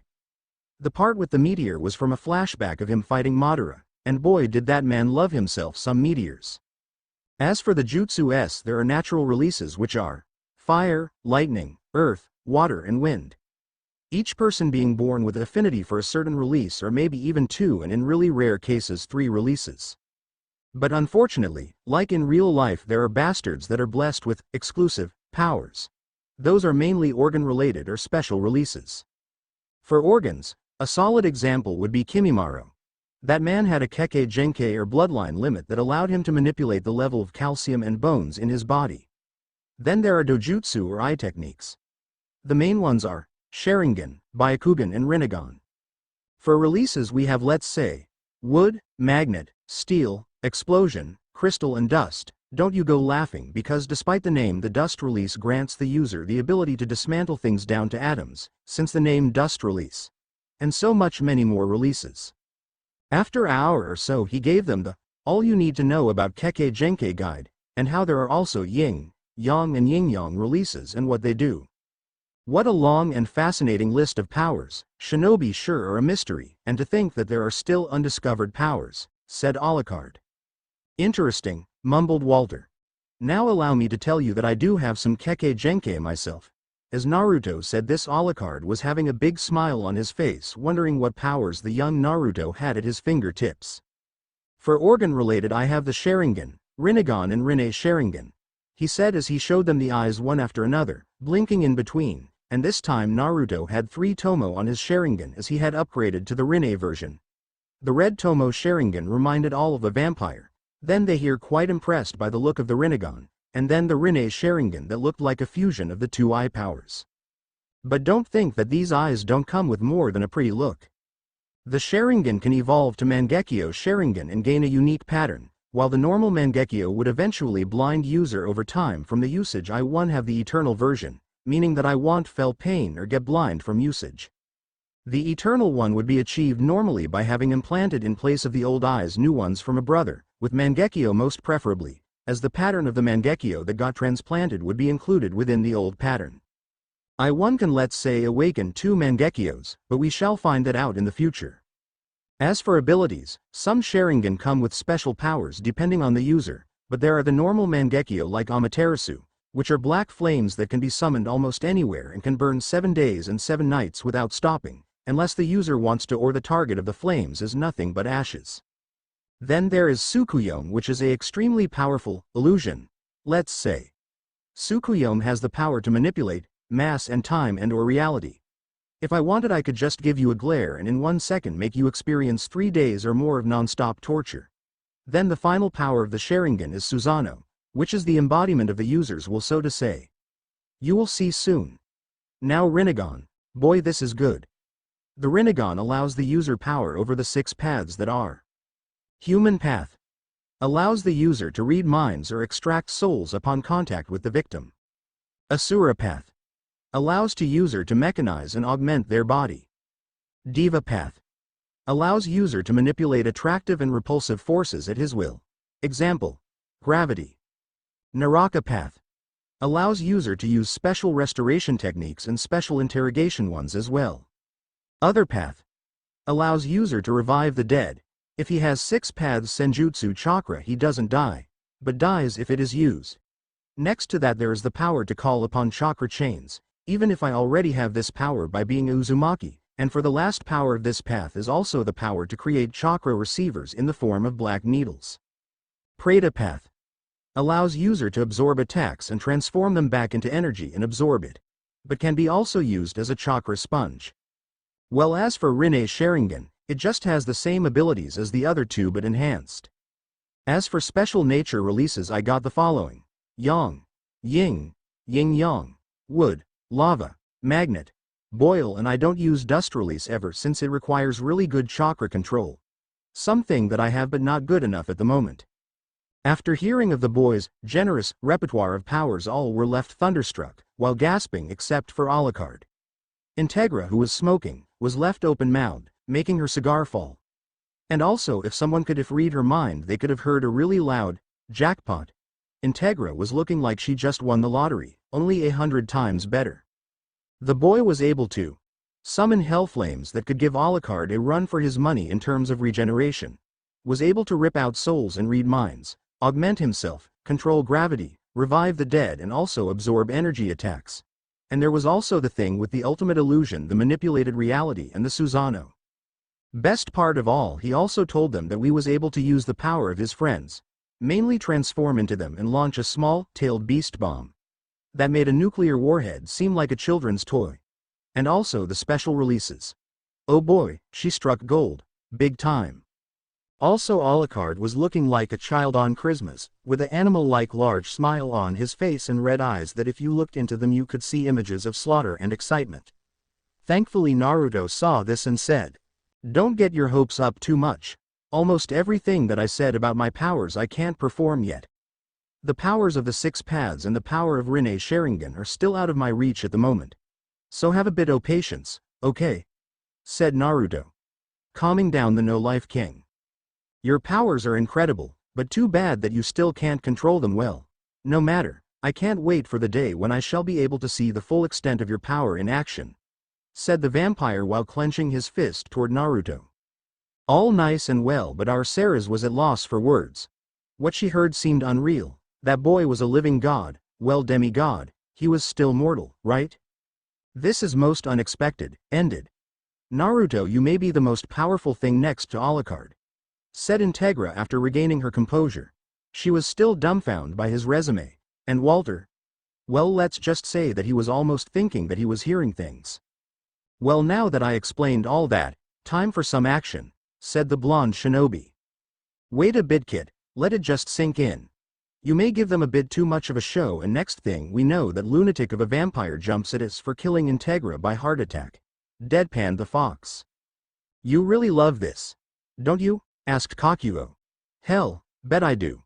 This is way funnier than teasing the kid," snickered Kurama. After this little comical moment, Naruto showed the Hellsings his shinobi might, beginning with the basics.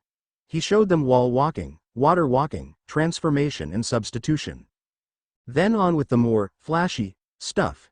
He showed them the Shadow Clones Jutsu, the Rasengan, the Fireball Jutsu, Chidori, Hashirin and other jutsu that he picked up. After that he showed them Sage Mode and its powers that included Super Speed, more like a power-up to his already inhuman speed. Super Power, Power-up, Up Senses, Power-up to the already owned Kurama Radar 9000, and the other things, like the Frog Kata. Then up to the powers that he got from the beasts. The most notable was the power of sand manipulation that he got from Shukaku, then the other powers and the emotion radar of Kurama and his tailed beast cloak. Then the 6 paths Sage Mode, which he only showed them. Then he tried to use the Amaterasu, didn't work well, but he managed to call forth a spark of black flames while wondering how did Sasuke Teme manage to summon whole tempests of flame. Then the Susanoo manifestation where he got the ribcage. And so on and so forth. He showed them all that he knew from what he was able to make out of the 6 paths down to the various nature releases and the variations of the Rasengan and Chidori. And finally the tailed beast transformation, from Shukaku down to Kurama. He wanted to show them more, but he thought that a tailed beast planetary Rasenshuriken would be a bit too much and would also draw attention, but he did show and explain the regular Rasenshuriken, along with the variations of it. At the end of the day, Integra was so happy that felt like letting Alucard go on one of his legendary midnight walks. Meaning that she was on cloud 9. Walter also felt awesome and decided to make a big meal for the new, secret weapon of Hellsing. Having the boy on his good side was most preferable. Sierra's was impressed by Naruto's power so much that her burden of being a vampire looked like nothing when comparing to the burden of power that Naruto had. And Alucard? Well, he was in his little dreamland, fantasizing about his future fight against Naruto. After the show was over, Naruto had some quality time with Kurama. If you guessed, that meant slapping Torii seals over his sorry hide. Thing that made Shukaku laugh his ass off while the others' sweat dropped at the sight, knowing full well that Shukaku is going to regret laughing for a week or so after Kurama would be set free. Naruto's room. "Did you really need to slap god fucking 50 Toriis over me?" asked the enraged Kurama. "And over a little joke as well. Kid, you don't have any sense of humor." "Oh really? A little joke, huh? Okay, 50 more Torii seals coming right up," said the blonde in a tone that gave shivers to the other beasts. "Please no, no more, I had enough," screamed the terrified fox. "Just messing with you," said the blonde with a smile on his face as he released Kurama. "You are brutal, kid. said the fox while holding his arms crossed. Naruto and the gang could have had more fun, but then they heard someone knocking at the door. Naruto opened the door, revealing Sarah's. "Hi there, Sarah's. What brings you here?" asked Naruto while wearing his fox grin. "Well, Sir Integra has summoned you to the dining room for dinner and our first together mission," said Sarah's as she was blushing, and trying not to make eye contact with the blonde shinobi. "First mission? Well, it was about time for got boring to just lay around and watch poor quality shows on TV. Just let me grab something and I will come right up," said Naruto as he went and strapped his apocalyptic worst case scenario scroll. "You really think that there is someone in this whole wide world other than that Alucard that would require you to have that storage scroll at all times?" asked Shukaku. "Call it gut feeling, but I think that I may need this. Plus you never know when I would need something from the scroll," replied the blonde. "Like some Insta ramen for example? You just can't get over this addiction, huh?" said Shukaku. "Mention that once more, and let me tell you this. What happened to Kurama will look like cuddling when I am done with you. Got that?" said Naruto while directing loads of killer intent towards Shukaku, that if he wouldn't have been a tailed beast and so happened to be sealed in Naruto, he would have ran so fast that he would have gave Luke Valentine a run for his money. And it just so happened that Luke was sneezing at that point. When Naruto got out of the room, Sarah's looked at him and saw the scroll and then asked, "Why do you carry that? In case anything bad happens. Think of it as insurance policy," said the blonde shinobi. "Well now, let's get moving. I can't wait to see what Integra has in store for us." Dining room. "Hey Integra, so what you got for us?" asked Naruto. "I'd appreciate if you'd call me Sir Integra," said the head of Hellsing, rather pissed at the lack of respect. "Why the sudden change of heart?" asked Naruto. "You are now a member of Hellsing, and thus I expect that you will respect me as your master," clarified Integra. "I will consider that, but I would rather just call you Integra. If I would add sir, it would feel like calling you old and also calling you a man. And in fact you seem to be really young, so what's up with the whole sir thing?" asked Naruto, and even more to that he made a solid point of view. "Fine, call me Integra if you see so fit.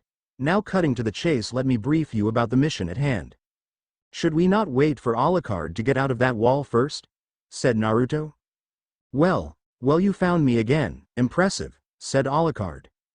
"Wasn't hard ever since that aura of yours just screams, 'I am here,'" snickered Naruto. "Anyway, what's the mission about Integra?" asked Alucard. "A old asylum in Badrick, Ireland. We received notice of a vampire turning locals into ghouls. Go and fix that up," ordered Integra. "Very well, my master," said Alucard while bowing. Naruto. "Yes, Integra? You should take some guns with you. It may be dangerous," said Integra. "Ah, you care about me, that's sweet. But don't worry, I got everything I need right here," said Naruto, smiling while patting the scroll strapped on his back. "Fine, now go," said Integra in reply. After Alucard, Sarah's and Naruto were gone out of sight, she began thinking about the multiple vampire attacks that were happening way too often for comfort. Usually Hellsing would have took a mission 4 to 5 times a month, but now almost for 3 weeks they have been called almost no stop. It was like these attacks were meant to distract them, to keep them away from something bigger. The reason was that vampires appeared like fresh of the factory line. Something uncommon. Italy unknown church. It was sunny that day, the birds were singing and the children were playing outside. In the middle of this scenario were 2 boys that were being scolded by a blonde tall man with short spiky hair, green eyes, glasses and a large scar on his left cheek. He was wearing a large gray cassock with purple accents on the sides and a black shirt with the same purple on the sides. And to finish off he had black pants and boots. The strange finish touch was that he wore white gloves with crosses on them. The right one had written on it, "Jesus Christ is in heaven," and the left one had, "Speak with the dead," and the usual silver cross. "Now both of you stop that. There is no fighting between friends. How do you expect to go to heaven acting like that?" asked the man. "Sorry, father," said one of the boys. "Tisk. Listen, violence is never the right answer, except when used against monsters and heathens," said the tall man, smiling. Then he turned his gaze as he saw someone walking towards him, covered by the shadows. "Now, I want you both to run straight to your rooms," said the man while smiling. "Yes, father," said both kids while running and giggling. The tall one waved as the kids ran, and then starting to walk he saw the face of the one that had business with him. "To what do I owe this visit? What happened?" asked the man. "Recently I heard a lot of bad news coming from England," said the white-haired man. "Yeah, they're working hard to keep everything quiet," said the blonde. "Ah, you mean vampires," said the old one as a vile smile appeared on the face of the blonde priest. After that and a little chat about how a vampire having a Protestant for lunch isn't their worry, that shifted fast at the blonde one hearing about the Hellsing being in Ireland, even if it was in the north, and the north was the land of England and the rest was well the rest. After that our priest was on his merry way to make Alucard's and the others' life a mess. Badrick Old Asylum. It had been around 2 hours ever since Alucard, Sarah's and Naruto got to was good until they reached their asylum was full, and I mean full of was holding her rifle and trembling, while Naruto and his fellow beasts were wondering just what kind of madman would do something like they. A little flashback of a certain enthusiastic homicidal vampire priest. Much to Naruto's surprise, Alucard jumped head-on rocketing forward to the asylum, killing everything that was in his wake. Naruto and Sarah's sweat dropped at the sight. "He looks so happy killing those things. I wonder just how does Integra keep him in check?" asked Naruto. "Some things are better left unknown to man," said Sun. "I agree, can't begin to imagine how she made this lunatic into her personal. You know better let this dead," completed Shukaku. Sarah's, "Shall we go on? Looks like Alucard cleared the road," said Naruto. All right, let us follow master," said Sarah's with a small blush appearing on her cheeks. When they arrived at the doorstep they waited a bit so Alucard could trim the fat for them. Well, Naruto could have blown that place to bits, but his jutsu were too spectacular to go unnoticed. While sitting on the doorstep the two could hear the countless gunshots that echoed in the night. After a bit Naruto said, "It's showtime." As he said that, Sarah's broke the door by ramming into it and then she flipped over while holding her gun. Then Naruto just walking in casually while whistling. "They are not real people. They may as well be zombie pumpkins, they're just dolls. Take aim and it's all over," said Sarah's as she shot one of the undead bastards right in the head. Then she continued while her blue eyes changed into red ones. Naruto saw that and reminded him of the Sharingan. But now was not the time to be worrying about the past. "Sarah's, leave some alive for me as well. Don't hog all the fun to yourself and Alucard," said Naruto while smiling. Then he unstrapped his scroll and unsealed from within it the Kabikirabocho, or the decapitating carving knife, which served as Zabuza's weapon as one of the 7 swordsmen of the mist. As how Naruto got his hands on it, he simply took it after his battle his Kakuzu, for safekeeping and in case that he would need a large blade. Well, that had come when Zabuza's sword would taste flesh again, even if it was to one of the undead. "Sarah's, cover me," yelled Naruto while holding onto the Kabikirabocho just like Zabuza back in the day. If Kakashi could have seen Naruto he could have swore that an image of Zabuza was behind the kid. "Yes," replied Sarah's while continuing to shoot, while Naruto was swinging around the large blade like it was nothing, and also with so much grace. Naruto was able to slash in half ghouls like he was built for the job, and next to that there was no blood on his outfit. The most incredible feat was the fact that when he was surrounded by ghouls Naruto simply swung the sword in a circle. On the blade was some sort of light, and the next thing she knew all the ghouls were beheaded after 10 seconds. "Grim Reapers dance silent waltz," said Naruto. After half an hour or so almost all the ghouls were killed. Naruto decided that he should seal back the Kabikirabocho and let Sarah's finish the ghouls. While he had experience killing, he knew that he should let Sarah's gain some too.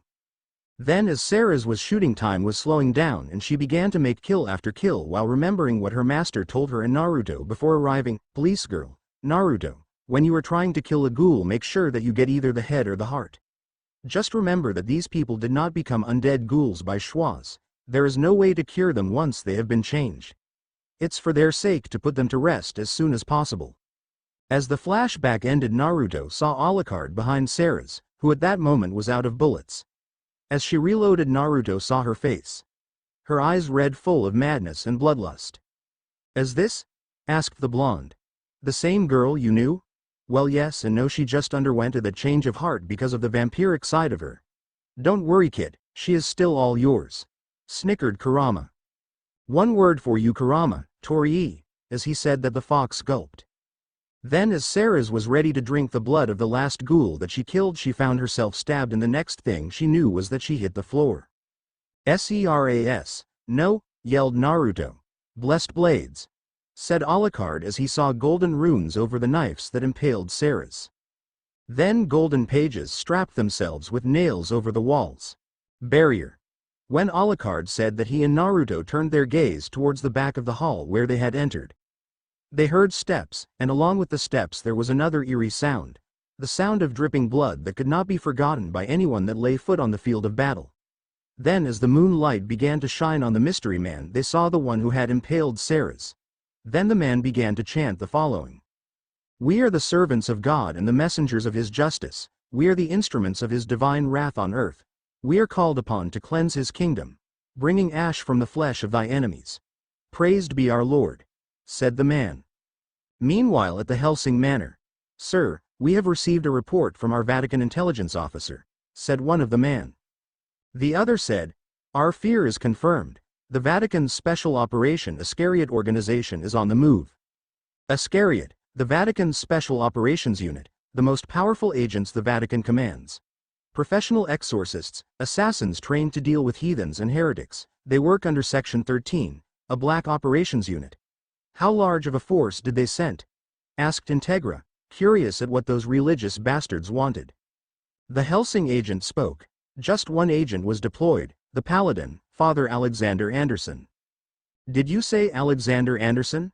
God knows what would happen if he happened to run into Alucard, or worse, into Naruto," said Integra with worry, as all in that room along with Walter were scared at the thought of that.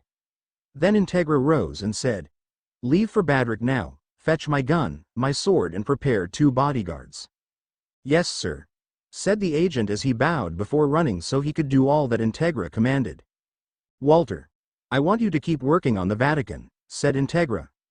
"Yes, sir," said the butler while bowing. As Integra rushed towards the helicopter, Walter began to tell her all of Anderson's nicknames, along with the fact that he was a walking mystery and that he has a pro at killing vampires. Then the infamous comparison between Alucard and Anderson's power. And with that, Integra rushed towards Ireland in hope of avoiding a conflict that could degenerate into a large war between the Crown and Vatican. And as a final remark she said, "Oh God, I hope that they didn't start killing each other." Now back to Naruto and the gang. Things were, let's say, really tense, so tense that not even the dimensional of a certain female vampire called the Black Devil. The one to break the silence was of course Anderson. "Beautiful moon tonight, don't you think?" asked Anderson. Then as Naruto felt that Ceres is somehow still alive, he rose and said, "Yes, it is a beautiful moon tonight, just perfect for someone to die," said the shinobi while giving Anderson a death stare. "And who may you be, young one? You don't look like a vampire, nor do you emit the same stench. Hate to think that Hellsing would get so low as to send children to fight their battles for them." As Anderson said that, he felt and saw a red power that came from the boy as he saw his eyes become red and his pupils slit. Then Naruto rose his hand and all the knives that were impaling Ceres rose and then fell to the ground. "What in the Lord's name are you, demon?" said Anderson as he got in a battle stance, ready to purge Naruto. "Me? I am just the Sage of Six Paths, and allied to the Hellsing organization," replied Naruto. "A sage? Don't joke with me, demon," roared Anderson. "Special Operations Unit 13 Iscariot," said Alucard. "Yes, you are, you Hellsing dogs," said Anderson, "and you must be the legendary Hellsing family pet vampire, the one who hunts his own kind, Alucard," said Anderson. "And your name is?" asked Alucard with a smile. "Alexander Anderson, pleased to meet you, demon, though I think that our meeting shall be short. Sorry to break into your little chat, but where is the vampire that made the ghouls?" asked Naruto as he was standing next to Ceres, healing her with his yang seal. Anderson looked in awe as the wounds that he made on the Draculina were no longer there, as that other demon was healing her with some sort of magic. "If you want to know so bad, well, he's dead. Didn't have much fun though," said Anderson as he and Alucard began to walk towards each other, slowly. When both of them reached the middle of the hall, there they were standing still. There was only the sound of the void, no sound made by the wooden floor, no sound made by the wind.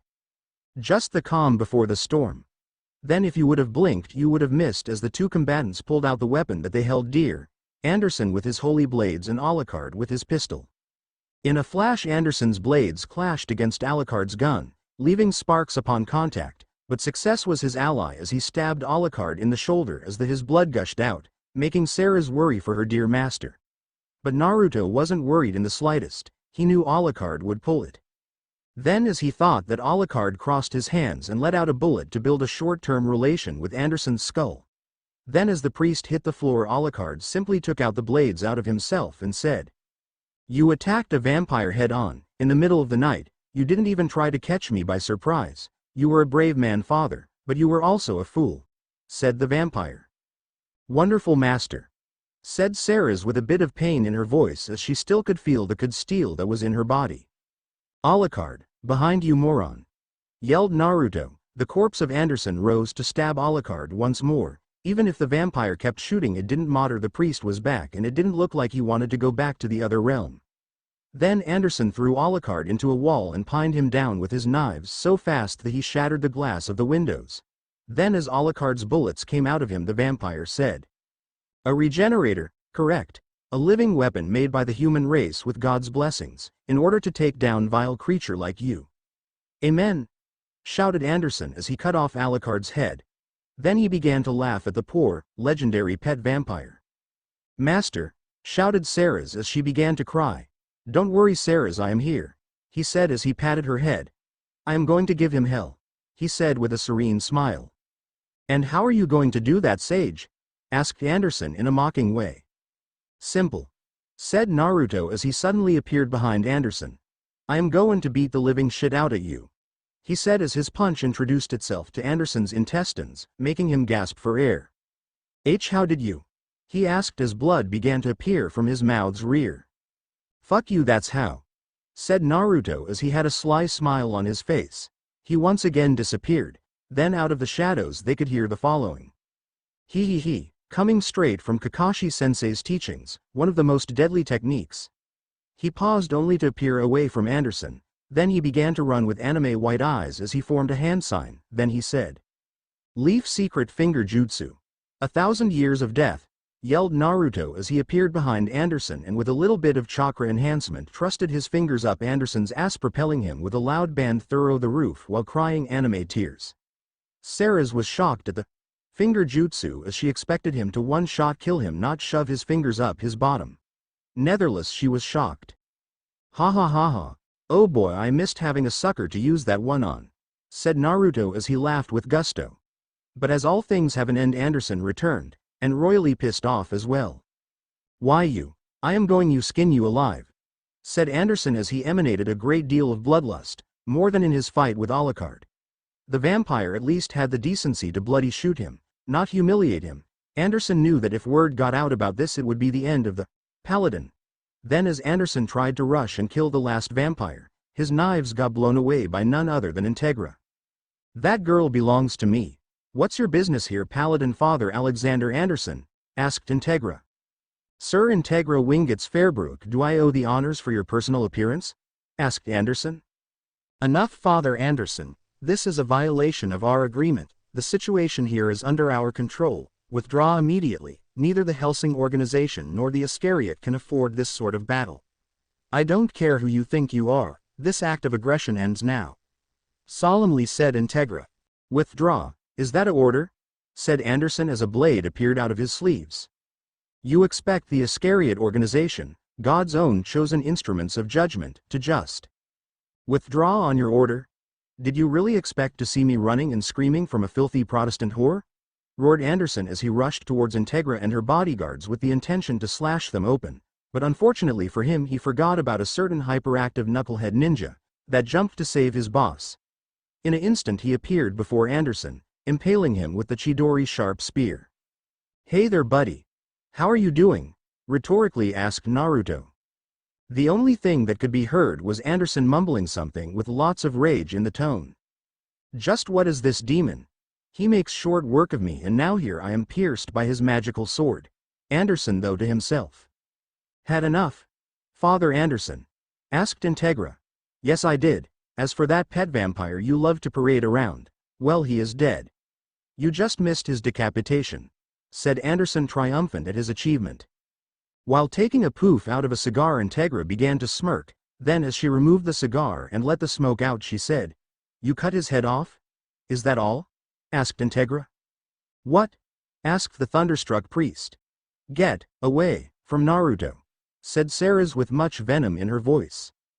"Gra ahh," yelled Anderson as he freed himself from the Chidori, with blood gushing out of the wound. "Nice going there," said Naruto with a smirk. "I am going to end you here and now," roared Anderson as he got himself into a battle stance ready to try to slit their throats. He somehow managed to get past Naruto, but he had a surprise as where stood Integra grew a tree that protected her and the bodyguards who just saw their life flashing, just ready to piss themselves. "It doesn't look too good for you, Anderson," said Integra with a cocky smirk on her face along with beads of sweat, as the wood that Naruto got around her sprouted really fast, thus not allowing it to form and become hard. And thus Anderson's blade was pointing at her neck. But God bless the blonde, the wood was keeping Anderson from killing her. "If I were you I'd leave while I would still be able," said Integra. "Are you mad? I am about to paint the wall with you," said Anderson. "You know that vampire you just decapitated will be coming back to life any second now," said Integra. "He will what?" asked Anderson as he turned his glare towards where the blonde and the Draculina were standing. Then a little bat approached Ceres, whispered something to her, and the next thing that they knew was that the whole corridor was filled with bats. That of course set their sights straight on the priest's sorry pale ass, surrounding him as the tree that protected Integra began to vanish, and she said, "Cut off his head? Pierced his heart? He is nothing like the other vampires you ever known, your tricks won't hurt him. You may be the finest anti-vampire technology, but the 100 of years of the Hellsing family's occult knowledge produced this achievement. Our crow's glory, the vampire Alucard," said Integra as the vampire came, yet again, back from the dead just like a certain bald monk. Then with a solemn laugh of madness the no-life king was back in the game. "Master," happily said Ceres at the sight of her master. Then a quick exchange of blows between the two monsters, while both of them happy for some reason. Anderson was happy that he cut the vampire's arms, but to no end result as he simply grew back a new pair as Anderson watched the display. "I think that you are beginning to understand. What will you do now, Anderson?" asked Integra while Alucard was sporting a smile, sign that he was ready for round 2. "I will leave. I need further preparation to kill this one." Then he turned to where Naruto was and said, "As for you boy, I can't really put my finger on you. You seem to be a human and a beast at the same time. But still I can't wait to battle the new son of Babylon," said the priest as he took a copy of the Bible, written by who?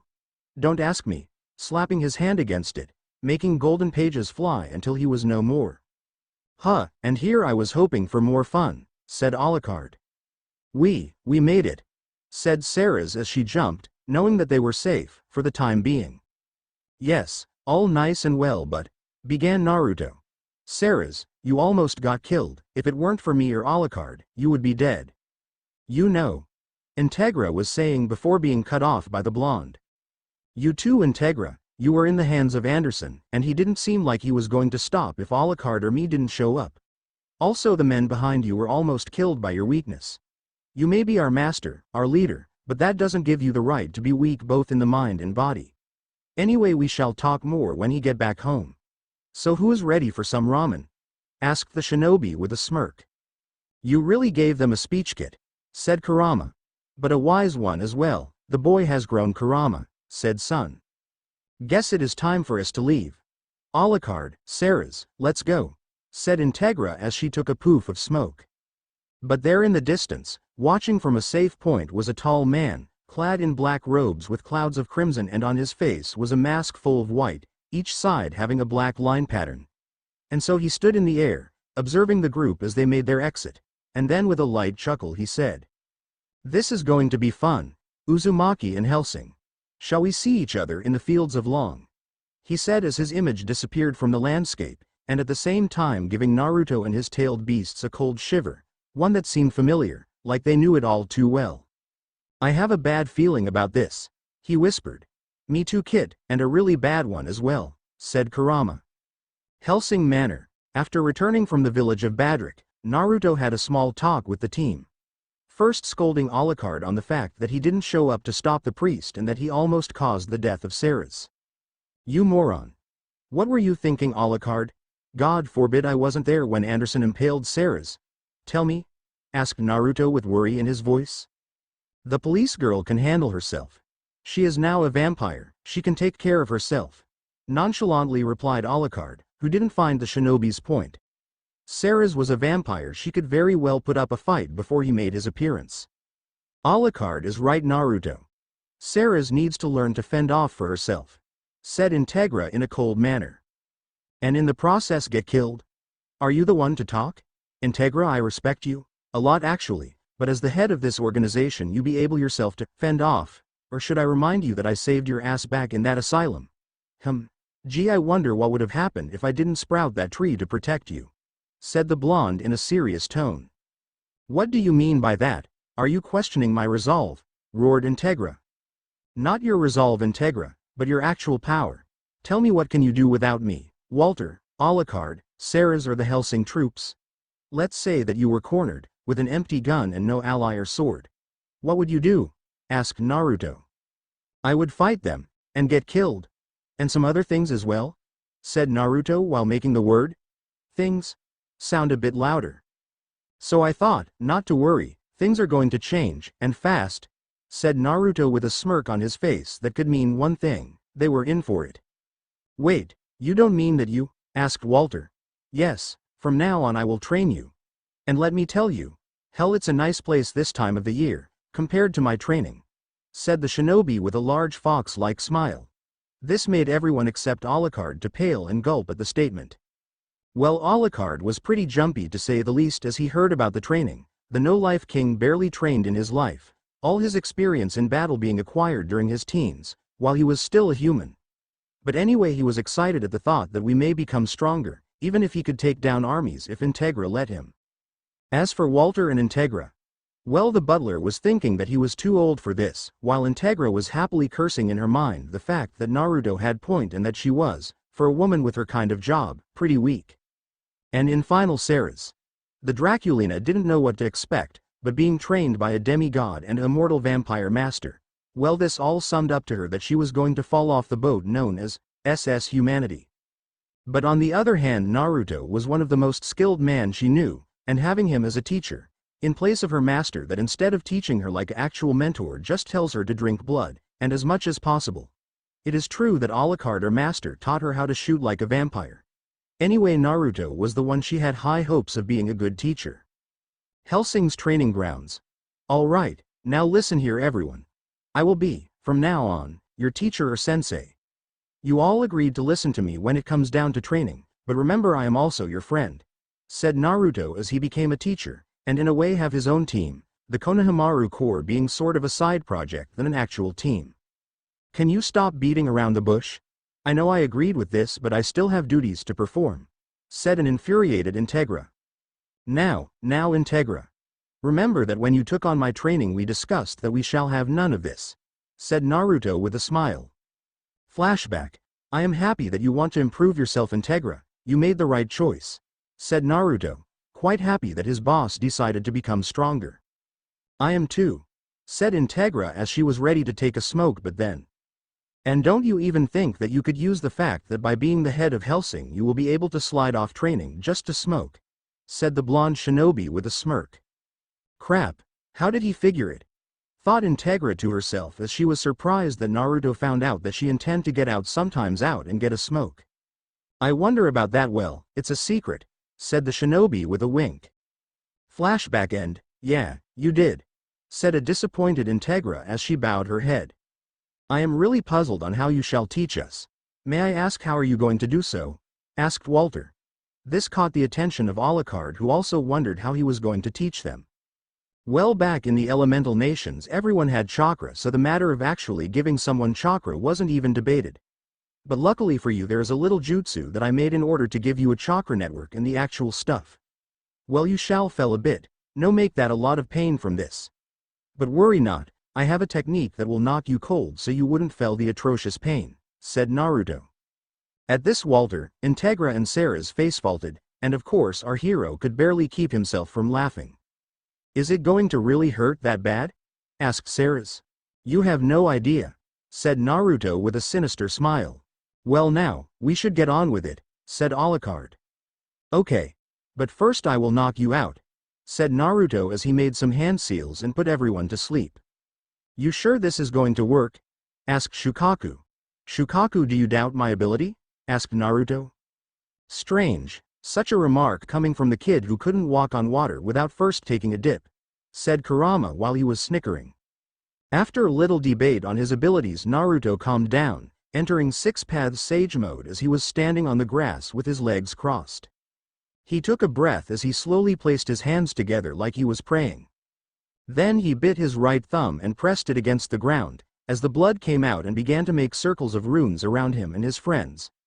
The runes then began to shine in a bluish manner as domes of chakra began to form and enter the bodies of the Hellsings. All looked like they were in great pain as the chakra network came into existence, well, all except Alucard, who looked like he was having a sweet dream. Naruto opened his eyes and after a bit said, "They look like someone is ripping out their insides.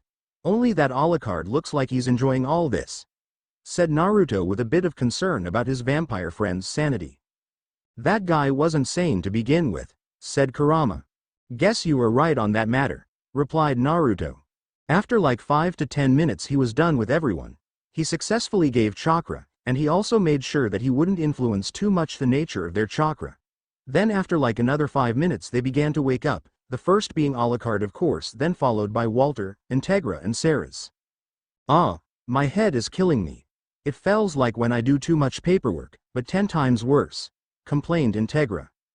"I one felt like I am back in my 20s, quite remarkable," said a happy Walter, but deep down he knew that Integra was going to become more of a slave driver than before. As for Alucard, he was having a large smile while chuckling, and Ceres, she was speechless as she was staring at her hands, feeling the new power that was flowing in her body. "Hope you fell all right. Sorry if things are still shaky, it was the first time I gave someone chakra," said Naruto as he was scratching the back of his head. "It's very strange to say the least, but we thank you for the gift," said Integra. "It feels incredible," said Ceres. "Yes it is, I felt so alive, said Alucard as a vile smile began to show up on his face. His teeth were flashing in the light as his eyes became red. Then the vampire felt a hand on his back. When he turned he saw Walter, who said, "Calm down will you? Now, you felt like training?" asked Naruto as the others saw the look on his face. This day was one that they wouldn't forget. Italy, base of Iscariot. For our Hellsing organization all was well, but for Anderson, it was really bad. He was recalling the battle with Naruto, and each time he remembered the finger jutsu, his eyes would tighten his ass and a shiver was going down his spine. But the fact that he, Father Alexander Anderson, the paladin, was defeated in such a way. Well, some say that it doesn't really matter that you lose, it's how you lose that makes you scream. To say the least, Anderson was royally pissed would be a major understatement. His anger was brighter and hotter than the flames of hell, but not as hot and bright as the flames of youth. Then after a patch-up and some walking he was finally in front of the Vatican Section 13, Iscariot, head council. "Anderson, care to explain this?" asked annoyed Enrico Maxwell. He was quite the young man with blue eyes and silver hair, and he was sporting a version of Anderson's outfit, minus the cassock. "That blasted demon," said Anderson while looking at the ground, as silence engulfed the room, "that until it was broken, courtesy of Maxwell, but of course. So you come back, without killing that pet vampire, and also defeated by a mere boy that stuck his fingers in your bottom?" yelled Enrico. The man has looking like he was ready to jump at Anderson and bash his head against the walls, but even the silver madman knew that would be like jumping in your own grave. "Enrico," said Emmanuel, one of the oldest members of Iscariot. "Anderson did his beast, but, as he wrote in the report, that boy had abilities and power beyond that of Anderson. As I understand your frustration that we were defeated by Hellsing and their new pet, you should be thankful that Anderson is still here and serving under God the Almighty." "Fine," whispered Enrico to himself as he read again the report of the Badrick case. He stopped and read yet again about the boy and how he called himself a sage. Then with a sinister smile he said, "Naruto Uzumaki, hope that we shall meet in person." Then he dismissed Anderson as he went toward the paperwork. Hellsing Manor, Naruto's room. It was quite the day for Naruto. He began the training for the Hellsings and the results came quite nicely. He first gave them the leaf balancing training. Even if Integra and Alucard alike were quite skeptical about how he taught, but at the end they all passed the technique in about 1 hour except for Sarah's, who took half an hour more to complete. Then a bit of meditation and to the Academy 3 as they did not need to train throwing kunai and shuriken as they were trained before to do that. First he showed and explained to how to transform. The first one to make a perfect copy of him was Alucard, who had enough practice transforming as a vampire. Then there was Integra, but the head of Hellsing made almost a perfect henge, but the henge had her glasses, all around great progress. Walter like Alucard made a perfect transformation. Then Sarah's again who was the last, she made a copy but it looked like she got Naruto's Academy heroes and henge, just with the Hellsing outfit and mini skirt, it was a sight to behold. And substitution, which all got the hang of on the first try, as for the clone jutsu well, Integra and Sarah's were a disaster. He was really proud to see his students advancing at such a fast pace. He had in mind to have everyone practice till they go it down to perfect, even his top students, Alucard and Walter to seem to excel in some time the team disbanded and Naruto went into his room in order to think about a training regiment. But before he could dive any deeper into his thoughts he heard one of his tailed beasts calling. "Naruto," said Gyuki in a calm tone. "What's up?" asked the blonde. "I got some good news and some bad ones," said the bull. "So, out with it, what happened?" "The good news is that I managed to get in touch with my other half that is still in Killer Bee," said the bull as he was planning to continue but he was rudely interrupted by Naruto. "That's awesome. Why didn't you tell me about this sooner?" asked the blonde. Well, began Gyuki with a shudder. "They're pretty pissed off, especially a certain blonde and pink-haired duo," finished the bull. Well, saying that Naruto was looking more pale than Orochimaru would have been an understatement. The poor guy was scared shitless. Do I really need TT to talk to them?" asked the blonde barely muttering his words. "Unfortunately, yes. The whole continent is euphoric that you are alive but at the same time worried about the fact that you didn't call. Well, better get this over with," said Gyuki as he sighed. Then the bull began to channel some chakra. The water inside the mindscape began to boil, and after a while a Torii gate sprang up. Said gate was then flooded by chakra and after a bit the chakra became denser and black. But it didn't last long before the black hue began to disappear, just like rainwater on a window. Elemental nations. Now for a bit of backtracking. In the Kaminari no Kuni or simply the lightning country thing were the usual. Well, except or the Raikage, that picked up the training regiments of Might Guy, Darui who shockingly began to work. Samui dropped her verbal tick and got a crush on the whiskered hero. And Killer Bee? Well, he dropped his rhyme making and decided to train more than ever, that after realizing that he was using too much of his tenant's power and barely any of his own. Now you could find Bee in one of the village's training grounds meditating. Even if our beloved rapper had physical power he lacked quite a bit in mental side, so what better way to become stronger than meditation, right? While was meditating about something he heard his half of Gyuki telling him that his favorite blonde pal was alive and kicking ass in another dimension. Well, he kind of had a teary-eye session about a blonde bastard. That made him worry so damn much he almost gave up on his rapping. So he ran like he was chased by the devil himself and told about Naruto. Well, after 3 seconds you could have found the Raikage smashing windows while he was shouting, "Fuck yeah." Then he used the allied Shinobi force's mental phone and told every village about the good news. Well, in case, Gaara began to sob a bit with a smile on his face. In Tsuchi old man Onoki just said, "Stubborn brat, he won't even die, reminds me of his father." In Mizume was happy that the blonde hero was alright. Now for the fire country. Well, the whole village after receiving the news was looking like they went through 3 heart attacks. Tsunade and Sakura were gripping their fist while looking ready to kill said one who survived. Kakashi along with Iruka and the Ichirakus were crying because of the immense happiness. Sasuke gave a genuine smile while thinking about a rematch with the Dobi.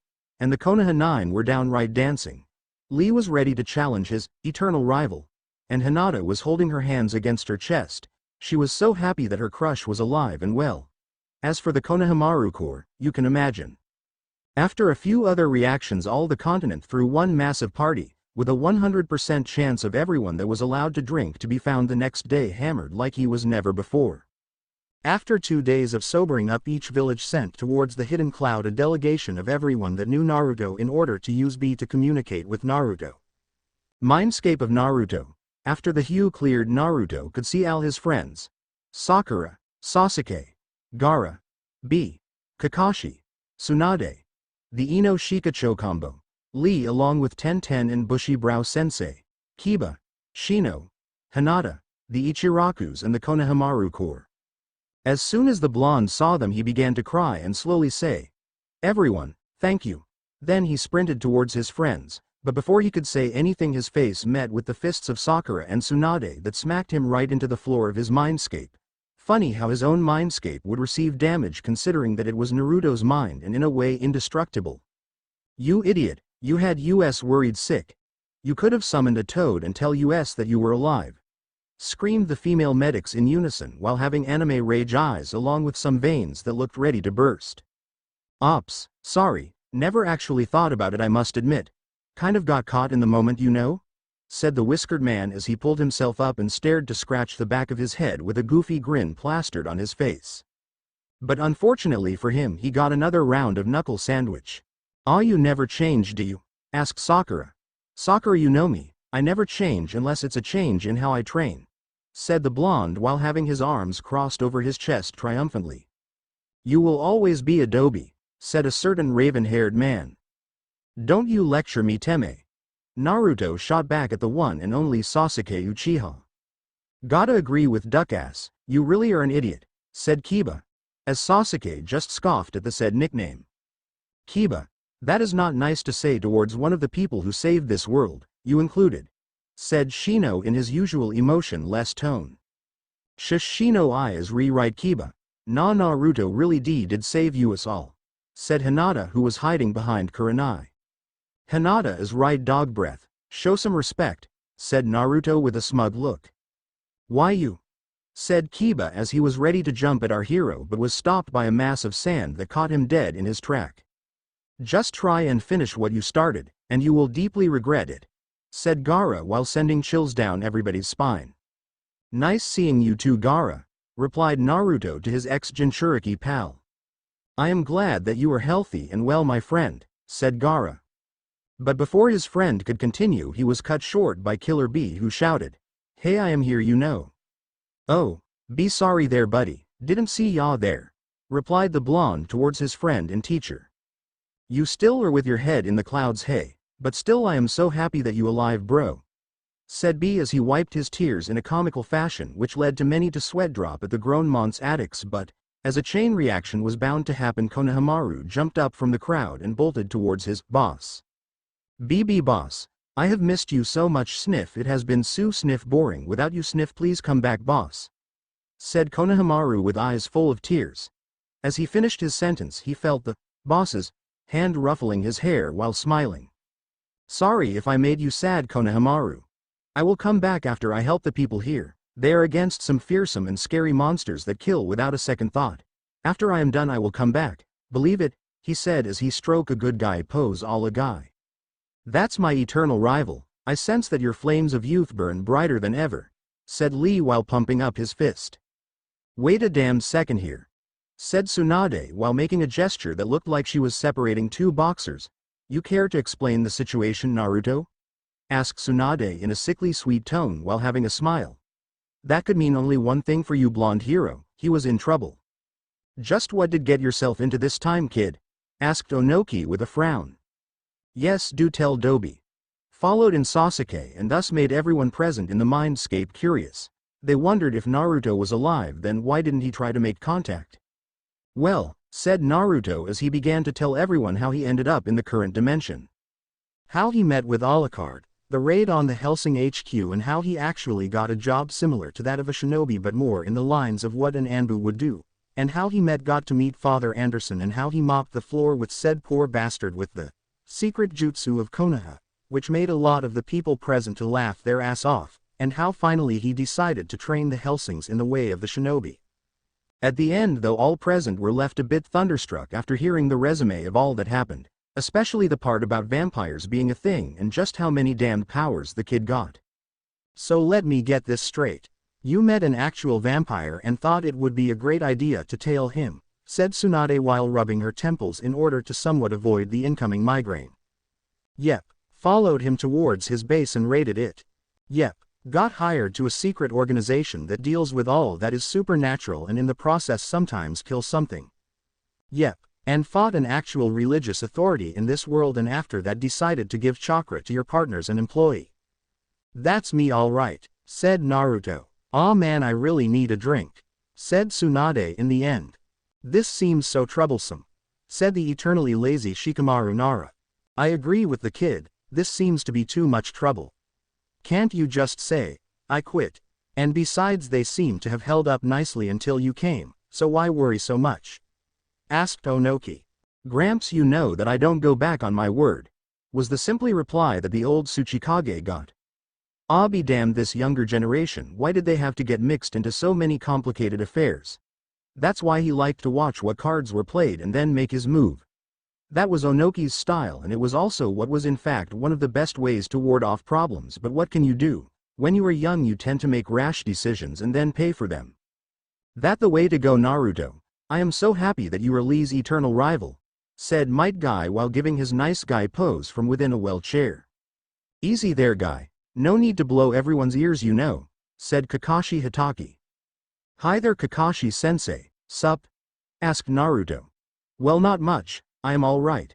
Living the good life, but I must admit without you around things are pretty mundane.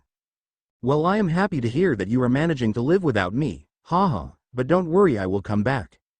Is there any limit to you stupidity, Dobi? Asked Sasuke.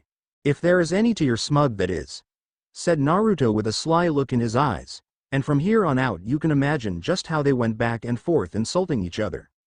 That very routine was the thing that everyone missed so dearly, seeing their favorite blonde idiot having fun messing with the Uchiha. And vice versa. And after a while the two just stopped and began to laugh while holding onto each other so they would not fall. Well, I am sorry to break the moment, but I am having difficulty keeping up the connection. I fear that we will have to end it in a few minutes, said Gyuki. Well, we hoped to give you some techniques before we had to end this, said Tsunade, looking a bit down, not being able to show her knowledge. That is not a problem. You are in a mindscape, remember? You just need to think about the said technique will be copied in the form of a scroll, said Gyuki.